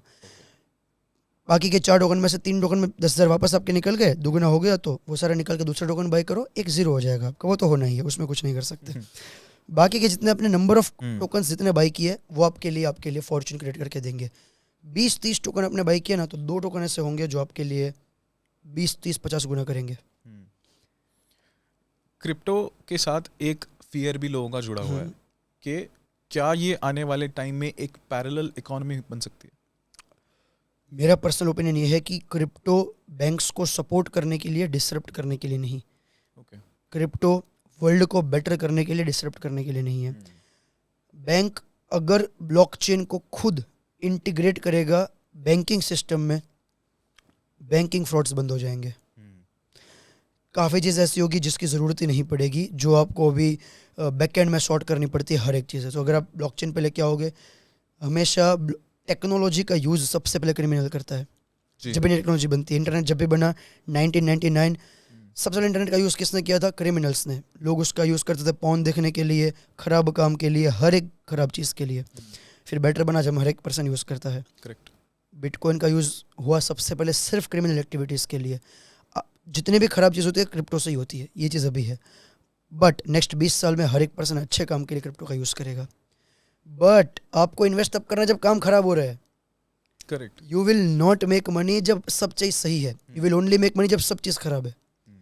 आपको तब चीज़ें जैसे एक एग्जांपल लेते हैं, अगर आज आप शादी करना चाहते हो, ठीक है, तो आप किस लड़की से शादी करोगे? जो आपके साथ पिछले 10 साल से, जब आप सक्सेसफुल नहीं थे, आपकी इतनी अच्छी लाइफ नहीं थी, और फिर आपने अच्छी लाइफ बनी, आप उससे शादी करोगे? या उस लड़की से जो आप अच्छी लाइफ हो गई उसके बाद आपके साथ, आप किससे शादी करोगे? अगर दोनों अवेलेबल हैं तो पहले वाली से शादी करेंगे हम। वैसे ही अगर कोई एसेट अभी नहीं बढ़ा है और वो एसेट अच्छा है और उसने आपको अपने लॉन्ग टर्म तक उसको होल्ड किया हुआ है, वो आपको पैसा बना के देगा। क्योंकि जब मार्केट बढ़ती है ना, तब सारी चीज़ें बढ़ती रहती है, तब तो फोमो आ जाएगा। It's like gold digger. ये पर जो 30% वाला टैक्स है हिंदुस्तान के अंदर, क्या ये कम होगा आने वाले टाइम में बिकॉज ऑफ दिस? बढ़ेगा। इंडिया में टैक्सेस जिंदगी में कम नहीं होने वाले, हमेशा बढ़ने वाले हैं। इंडिया में टैक्सेस 30% है, अब ये टैक्स आने वाले टाइम में 50% हो जाएंगे। और दुबई में क्या है? 0 tax. I will give you मस्त लाइक एक स्टोरी बताता हूँ। मुझे रोल्स रॉयस बाई करनी है, मैंने एक चैलेंज लिया था। सो मुझे अगर रोल्स बाई करनी है इंडिया में, सो इंडिया में रोल्स पड़ती है 10 करोड़ रुपए की ऑन एन एवरेज। 10 करोड़ की रोल्स बाई करने के लिए मुझे 20 करोड़ कमाने पड़ेंगे। ऐसा क्यों? मैं 20 करोड़ कमाऊंगा, 18% का GST दूंगा, 30% का इनकम टैक्स दूंगा, उसके बाद सरचार्ज पे करूंगा, सेस पे करूंगा, तो मेरे पास बचेंगे 10 करोड़ रुपए। 20 करोड़ कमाने के बाद 10 करोड़ बचेंगे। अब रोल्स भी 5 करोड़ की आती है, उसके ऊपर 50% का टैक्स है। गाड़ी के ऊपर टैक्स है, तो इसलिए मुझे इसका 10 करोड़ पे करना पड़ता है। ओके तो मैं अगर इंडिया में रहता हूँ, यूएसए में रहता हूँ, यूके में रहता हूँ, बाकी कंट्रीज वाले जितने भी लोग हैं वो मेरे से 4 गुना एक्स्ट्रा मेहनत करेंगे मेरी जैसे लाइफस्टाइल क्रिएट करने के लिए। दुबई में I can buy Rolls Royce in 5 crore, that's it. 5 crore कमाओ, सीधा जाके बाई करो, खत्म। क्रिप्टो से बाई कर सकते हैं। तो अभी आप दुबई में रहते हैं? यस। वहाँ कौन सी गाड़ी चला रहे हैं? अब मेरे पास गाड़ी है, अरे बट आई मतलब buy Rolls Royce. I don't have licence in Dubai, okay so Dubai का लाइसेंस मैंने बनवाने के लिए दिया है, बट आई बाय रोल्स। मैंने ये चैलेंज लिया था कि मैं लोगों के सामने 1 लाख से 10 करोड़ बनाऊंगा and I buy Rolls with that. So मैं 2-3 महीने में बाय करूंगा। 3 महीने में रोल्स रॉयस, क्या बात है। इसी पॉडकास्ट पे कमेंट डालना है आपने 3 महीने बाद कि भाई वो रोल्स रॉयस आ गई, और हम लोग उसको पिन कर देंगे। हाँ, अगर ना ले पाए तो आप मुझे वापस ये वीडियो डालना और बताना कि नहीं ले पाया। आप मेरा वो भी करना, भाई रोल्स रॉयस कहाँ है करके लिखेंगे हम 3 महीने बाद। करके लिख देना 3 महीने में। ठीक है। अच्छा, अब अपने पैसे की बात बताओ। If I don't know if it is appropriate for you to answer, कितना पैसा कमा चुके हो आप विद क्रिप्टो? 20 करोड़ 2 साल में। 20 करोड़ 2 साल में सिर्फ कमाने का। हाँ। उसमें से थोड़ा गवाया भी है मैंने। Of course. And of the day on average अगर आपको सारी की सारी बात बताऊँ तो 10-12 करोड़ 15 करोड़। और luxuries that you have enjoyed because of the money in Dubai, वो क्या है? So honestly I recently bot villa with crypto. अच्छा, पूरे क्रिप्टो के पैसों से? मैं सब क्रिप्टो से ही बाय करता हूँ। इवन मैं यहाँ पे जो यूज़ करता हूँ मैं क्रिप्टो से यूज़ करता हूँ। आप इंडिया में क्रिप्टो यूज़ कर सकते हो बाय द वे? नहीं। कर सकते हो। कैसे? There is application called Repay. आप री.पे डाउनलोड करो, वहाँ पे आपका वर्चुअल कार्ड बन जाएगा, उस पर आप क्रिप्टो डिपॉजिट करो, क्रिप्टो से पेमेंट करो, इट्स योर कार्ड। मतलब स्कैन करके यूपीआई पेमेंट की कार्ड मिलता है? Card payment. अच्छा। आप और मैं एप्पल पे से कार्ड कनेक्ट है मेरा, मतलब मैं अगर मैं कैब का पेमेंट करता हूँ वो क्रिप्टो से जाता है। क्या बात है। मैं पूरा क्रिप्टो में रहता हूँ। ओके, तो एक विला खरीदा आपने वहाँ पे? यस, वो मुझे पड़ा 10 करोड़ का। 10 करोड़ का विला है वो? क्या बात है। उसके फोटोज भेजना हमारे को, लगाएंगे अपने पॉडकास्ट उसको। इतना सही है। और ये जो एक ना कुछ डिक्टेटर्स हैं क्रिप्टो इंडस्ट्री के, ठीक है, Elon Musk is one of them. Donald Trump के भी ट्वीट्स अफेक्ट करते हैं बहुत ज़्यादा। डू यू थिंक के this is a game changer और अ गेम ब्रेकर, या फिर इसका कोई इम्पैक्ट नहीं है मगर सिर्फ दिखता है? क्या स्टेटस क्या है इस चीज़ का पूरा? एवरी टाइम जब बड़ा पैसा आता है वो कभी मार्केट को स्टेबल नहीं करता और डिस्ट्रॉय ही करता है for usual investor. Okay. But end of the day adoption के हिसाब से we are the best place, like to be very honest. आज से 7 साल पहले मुझे पता है, जब मैं क्रिप्टो इन्वेस्ट करता था मुझे बिटकॉइन बाय करने के लिए वेबसाइट पे जाना पड़ता था, localbitcoin.com उस टाइम पे थी आई थिंक। आज आप बिटकॉइन बाय कर सकते हो यूपीआई से 5 मिनट के अंदर, 6 मिनट के अंदर। सेल कर सकते हो 5 मिनट के अंदर, 6 मिनट के अंदर। सो ट्रम्प ने जो एक इनिशिएटिव लिया है इट्स माइंड ब्लोइंग। ट्रम्प, मैं जहाँ तक एक्सपेक्ट कर रहा हूँ, यूएसए में तो चलो आ ही चुकी है चीज़ें, भूटान में आ चुकी है। भूटान के गवर्नमेंट के पास उनकी 40% जीडीपी का सिर्फ और सिर्फ बिटकॉइन है। हाँ, ये बड़ी हैरान करने वाली चीज़ है कि 40% उनके जीडीपी का part is bitcoin, and that Bhutan neighbours. Yes. Wow. Even what I am expecting, जितनी भी स्मॉल कंट्रीज है जो भी बैंकरप्ट हो सकती है या हो चुकी है, जो बहुत ही छोटी कंट्रीज है, उन सबको बिटकॉइन एक्सेप्ट करना चाहिए। You and me, we don't love Pakistan, to be very honest, right? अभी हमारे चीज़ें हुई है, पाकिस्तान ने बिटकॉइन को लीगल कर दिया, उनके अभी शायद चालू हो जाएगा बिटकॉइन को होल्ड करना। सो आई पर्सनली थिंक यार इंडिया कब करेगा? इंडिया तो पाकिस्तान से पहले रहना चाहिए ना, correct, every time. But why कि पाकिस्तान में कुछ ऐसे इन्फ्लुएंसर्स जिन्होंने काफ़ी अच्छे से गवर्नमेंट को वो किया, उन्होंने बाइनांस के फाउंडर सीसी को उनका स्ट्रेटेजिक एडवाइजर ले लिया, जो वर्ल्ड का रिचेस्ट पर्सन है क्रिप्टो का, वो उनका एडवाइजर है पाकिस्तान का। और कौन सी कंट्रीज हैं जो क्रिप्टो फ्रेंडली हैं बहुत ज़्यादा? नंबर 1 तो Dubai, I think, recently Malaysia, very recently Thailand. Thailand? Yes, Thailand इतना ज़बरदस्त क्रिएटिविटी कर रहा है अभी बिटकॉइन पे, क्रिप्टो पे।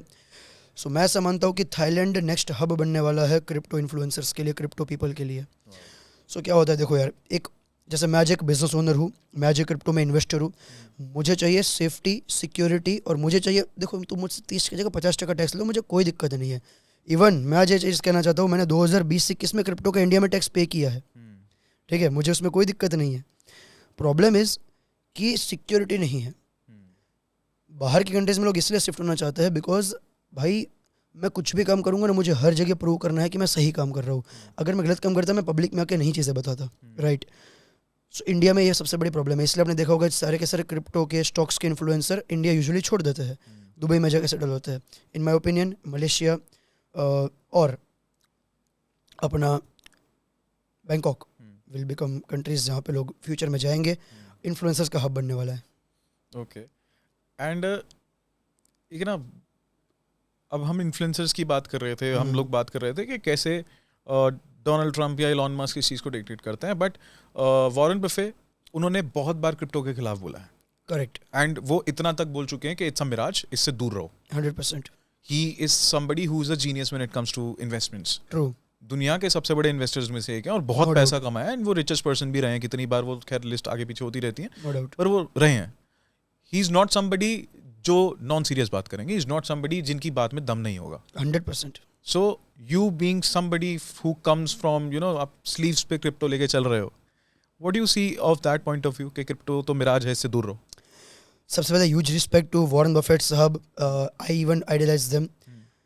वॉरेन बफेट साहब पिछले 1-1.25 साल से $100 बिलियन से ऊपर की कैश होल्ड कर रहे हैं. उनके पोर्टफोलियो का बहुत बड़ा पार्ट. फिर भी यूएस के स्टॉक मार्केट ने कल ऑल टाइम हाई लगाया है. So in my simple logic Warren Buffett साहब कई बार गलत हुए हैं. That's number 1 rule.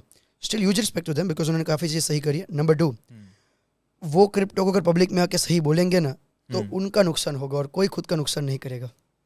कैसे? उनका सबसे बड़ा पैसा लगा है स्टॉक मार्केट्स के ऊपर. ठीक है. अगर आज उनको एप्पल के स्टॉक, उनके पास जहाँ तक मैंने लास्ट स्टडी किया था, उनके पास 40% उनके पोर्टफोलियो का 30% एप्पल के स्टॉक थे. अगर आज वो आके बोलते हैं मैं बिटकॉइन में इन्वेस्ट कर रहा हूँ, तो जितने स्टॉक में वो इन्वेस्टर है उन सब स्टॉक की प्राइस गिर जाएगी और बेच भी नहीं पाएंगे. बिकॉज अगर किसी के पास बिलियंस ऑफ डॉलर्स के एक स्टॉक है, अगर वो आज सारी की सारी क्वांटिटी मार्केट में बाई करेगा ना, तो एप्पल का स्टॉक 35% क्रैश हो जाएगा एक दिन के अंदर. क्योंकि अगर वो सेल करे, बाई करने भी तो होना चाहिए, उतने बायर सही नहीं.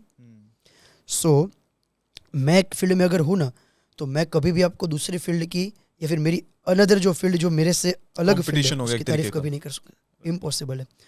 मैं बोलता हूँ स्टॉक मार्केट खराब है, I am investing in stock market. मैं बहुत बार बोल चुका हूँ. मैं आज एक चीज़ बोलता हूँ, मेरा स्टॉक मार्केट का पोर्टफोलियो इतना होगा जितना इन्फ्लुएंसर के पास, लाइक जितने भी इन्फ्लुएंसर है इसमें आई थिंक 1% के पास भी इतना नहीं होगा. मैंने इतना स्टॉक मार्केट में भी इन्वेस्ट किया हुआ है, उसमें भी मैं 7 साल से कर रहा हूँ.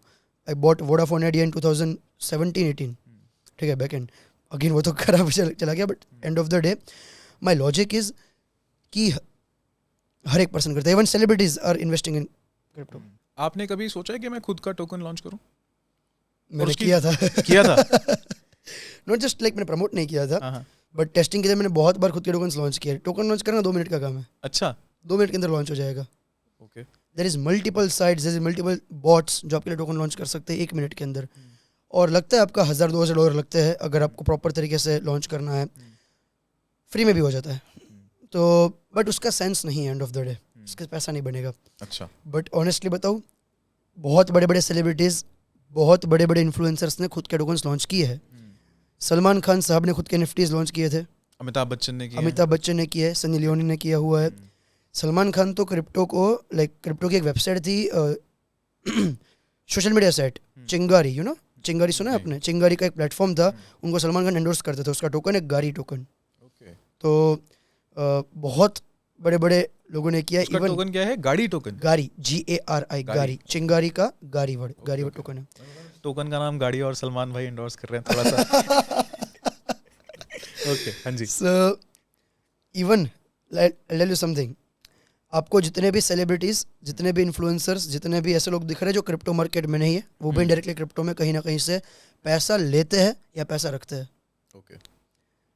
आपको क्या लगता है कि मतलब बिकॉज सेलिब्रिटी इन्वेस्ट कर रहा है इस चीज़ के अंदर, ठीक है, डायरेक्टली इनडायरेक्टली कहीं ना कहीं कनेक्टेड है. सेलिब्रिटी हो गए, पॉलिटिशियंस हो गए, कंट्रीज हो गई, वो लोग क्रिप्टो के ऊपर ट्रस्ट दिखा रहे हैं.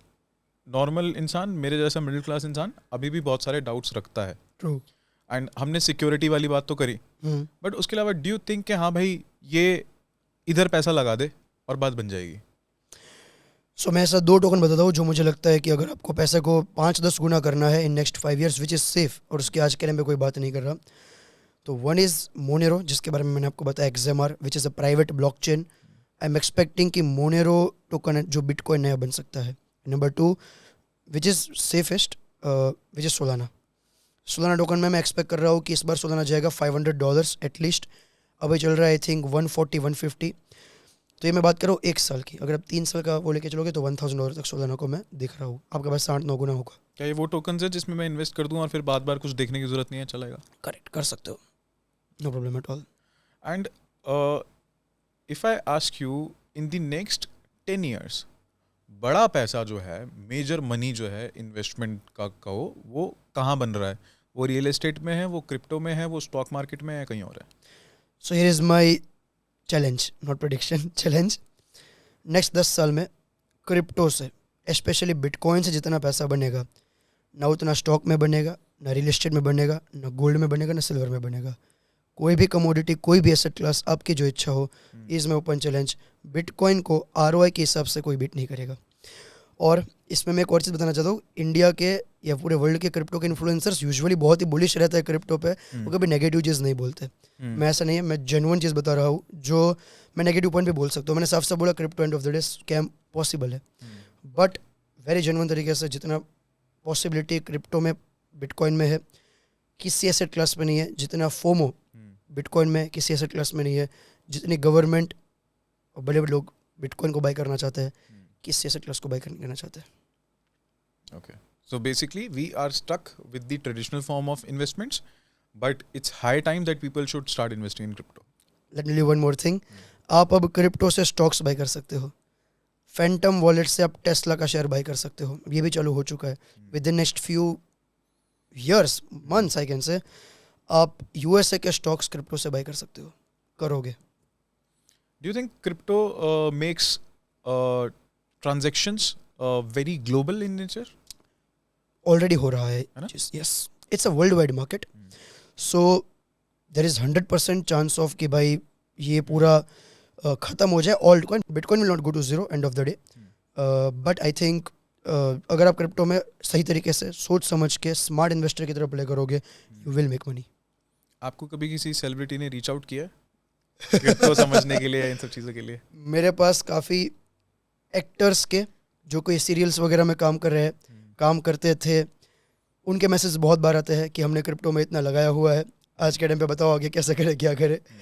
आई not reveal the name, but ऐसा काफ़ी बार आया है. बहुत बड़े सेलिब्रिटीज़ नहीं है टू बी वेरी ऑनेस्ट, कि मेरी फॉलोइंग्स भी इतनी कोई बहुत बड़ी नहीं है, बट एटलीस्ट जो मिड टियर के हैं उनमें से काफ़ी लोगों के मुझे मैसेज आया है.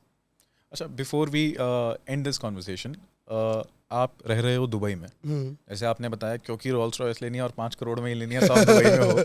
You have a house in Dubai now. Dubai का लाइफस्टाइल बहुत लोग समझते हैं कि हाँ वो अच्छा है, एंड उसके अपने पर्क्स हैं, अपने नुकसान हैं, जो भी है. But if I ask you, एक क्रिप्टो इन्वेस्टर की डेली लाइफ में एग्जैक्टली अगर मैं आपका a day in life of a crypto investor पूछूं, तो वो क्या होता है आपका? To be very honest, it's a very boring day. I am a very boring person. मैं सुबह उठता हूँ और I have a cook, breakfast बना के मैं जिम भाग जाता हूँ, और वापस जैसे मैं घर पे आता हूँ, I start working towards my content, और मेरा पूरा दिन काम में जाता है शाम तक 5:30, 6:30 तक, 7:30 तक मोटा मोटा. फिर वापस उसके बाद मैं फ्री रहता हूँ, तो मैं हर जगह घूमता हूँ. Dubai is mind blowing. आप मुझे कहीं ना कहीं दुबई में अगर घूमते हो तो मैं आपको बुर्ज खलीफा में मिल जाऊँगा, मैं आपको दिख जाऊँगा. कोई भी जितनी भी बड़ी बड़ी जगह है, म्यूज़ियम है या फिर जितनी भी जगह है, मैं सब जगह में घूमा हुआ हूँ. I love Dubai. एंड सबसे अच्छी बात दुबई की ये है कि आप बिलीव करते हो एस्ट्रोलॉजी या फिर उस टाइप की चीज़ों में, जो कि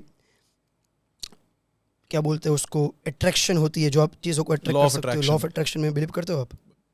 नहीं, वैसे नहीं करते. Let me tell you this, I am like, मैं एकदम बिलीवर नहीं था इन सब चीज़ों का, बिल्कुल भी नहीं. मुझे लगता था कि ये सब बकवास की बात है. मेरा ये पॉइंट ऑफ व्यू था कि सिर्फ वही लोग इसमें रहते हैं जिनको कुछ काम नहीं करना है. मेहनती लोग ये सब नहीं सोचते. But I was wrong. I have a friend जिसकी कुछ 10,000 करोड़ की नेटवर्थ है इन दुबई, एंड उसने मुझे चीज़ बोली थी कि millionaires don't believe in astrology, numerology, law of attraction, but billionaires do. They do. And I think genuinely वो वर्क करता है. ये चीज़ मैं बोलता हूँ पिछले 2-3 साल के उसके हिसाब से. मैं जब से दुबई में गया, मैं वहाँ पे एक चीज़ करता हूँ, मैं स्ट्रीट फूड नहीं खाता. I love street food. मैं 25 साल तक स्ट्रीट फूड गया है. I stop eating street food and I genuinely want कि आप लोगों को अगर मौका मिले, आपके पास इतना पैसा, आपके पास उतनी अगर चीज़ें आ जाए, never eat street food, start eating in 5 star hotel. Okay. Honestly 7 star 5 star. I tell you the reason. जब आप स्ट्रीट फूड खाते हो तो आपका माइंडसेट या फिर आपको वो चीज़ अट्रैक्ट होती है जो स्वाद वगैरह आपको अट्रैक्ट होता है. आप उस चीज़ के लिए खाते हो. स्ट्रीट फूड मैंने बहुत खाया है, आई नो दैट. एंड जब आप बड़ी जगह पे खाना खाते हो तो एक आपको उस हिसाब से ट्रीट किया जाता है. आपको पानी पूरी वाला ऐसा नहीं बोलेगा अरे भैया मज़ा आ गया पानी, ऐसा नहीं बोलेगा. वो बोलेगा खाना तो खा, वरना 10 रुपये दे के जा. यहाँ पे एक तो आपको ट्रीट अच्छा किया जाता है. नंबर 2 आपका मूड अच्छा रहता है जब भी आप 5 स्टार में खाना खाते हो, 7 स्टार में खाना खाते हो. नंबर 3 आपको ऐसे लोग मिलेंगे जो आप सोच नहीं सकते. Recently we met some Bollywood actors. इवन मेरा एक दोस्त है जो सलमान खान साहब के साथ रहता है, उनके जो वहाँ पे रहता है उनके साथ रहता है. दुबई में हर एक सेलिब्रिटीज़ के बंगलोज है. आपको पता होगा दुबई में हर एक सेलिब्रिटीज़ प्रॉपर्टीज़ बाई करते हैं. So you can meet this people. मैं आपको बताऊँ, रिसेंटली मैं क्रिकेट खेलने गया था. सोहेल खान साहब वह क्रिकेट खेल रहे थे मेरे साथ. ऑनेस्टली कहने का सिंपल मतलब ये है कि जब आप ऐसी जगहों पे जाते हो, आपके साथ वो एनर्जी अट्रैक्ट होती है. वो बिजनेस आप अट्रैक्ट कर सकते हो. एक बिजनेस आपकी वेल्थ को 5 गुना कर देगा. आप कह रहे हैं एक बिजनेस अपॉर्चुनिटी. कुछ समय के लिए फीलिंग लो, एक टाइम पे वो आपकी रियलिटी बन जाएगी. 100%. मैं ये चाहता हूँ कि अगर आपको जेन्युइनली पैसे वाला बनना है ना, start like living that life जो पैसे वाले लोग जीते हैं, वो चालू कर दो. आई वॉज वेरी बोलते हैं शाई पर्सन. मैं बहुत शाय रहता था पहले, बहुत ही आम लोगों की तरह ज़िंदगी जीता था. एकदम ख़राब कपड़े पहनना, चीज़ें करना अभी भी ख़राब ही है. बट जैसे मैंने चीज़ धीरे धीरे चेंज करी, जेन्युइनली मेरा धंधा 5 गुना हो गया विद नेक्स्ट 1 ईयर. 1 साल में फ़र्क पड़ता है बहुत. तब थोड़ा सोच समझ के पता लगे जितने गरीब थे उससे ज़्यादा गरीब हो उस गए. ऐसे नहीं 5 स्टार का बिल भी उतना बढ़ गया. एब्सोल्युटली.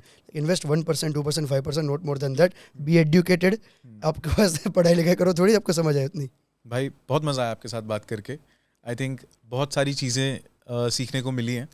एंड मुझे लगता है फिर भी हमारे पास कुछ सवाल अभी कमेंट्स में भी हमारे को मिलेंगे. करेक्ट. एंड मेरे पास भी अभी भी कुछ सवाल बाकी हैं, बट हम उसका एक पार्ट 2 करेंगे जहाँ पे हम ये कॉन्वर्सेशन आगे लेके जाएंगे. डन. एंड आई होप जब हम दूसरा पार्ट करें तो रोल्स रॉयस आ चुकी होगी. Let's wait for 2 months. Let's wait for 2 months. पहले 3 महीने बोलता आपने शायद. 2 महीने कर लेते इस बार. ओहो. मैं तो कल ले आऊँगा.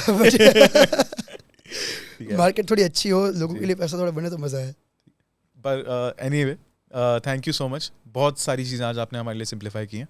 एंड आई एम श्योर जो लोग जेन्युइनली क्रिप्टो में इन्वेस्ट करने के लिए इंटरेस्टेड हैं उनको बहुत सारी चीज़ें सीखने को मिलेंगी. And I would suggest to those people also कि आपको भी फॉलो करें, आपके कोर्सेज वगैरह देखें. एंड फ्री कोर्स देखो. हाँ, फ्री वाले मतलब इनको प्रमोट नहीं कर रहे हैं हम उस तरीके से. इनके फ्री वाले कोर्सेज देखो, बाकी कहीं और अच्छी जगह इन्फॉर्मेशन मिलती है तो वहाँ देखो. करेक्ट. भाई थैंक यू सो मच. एक बार कैमरे में देख के बोल दीजिए कि आपका एक्सपीरियंस कैसा रहा. एंड AGOG को सब्सक्राइब करने की ज़रूरत नहीं है.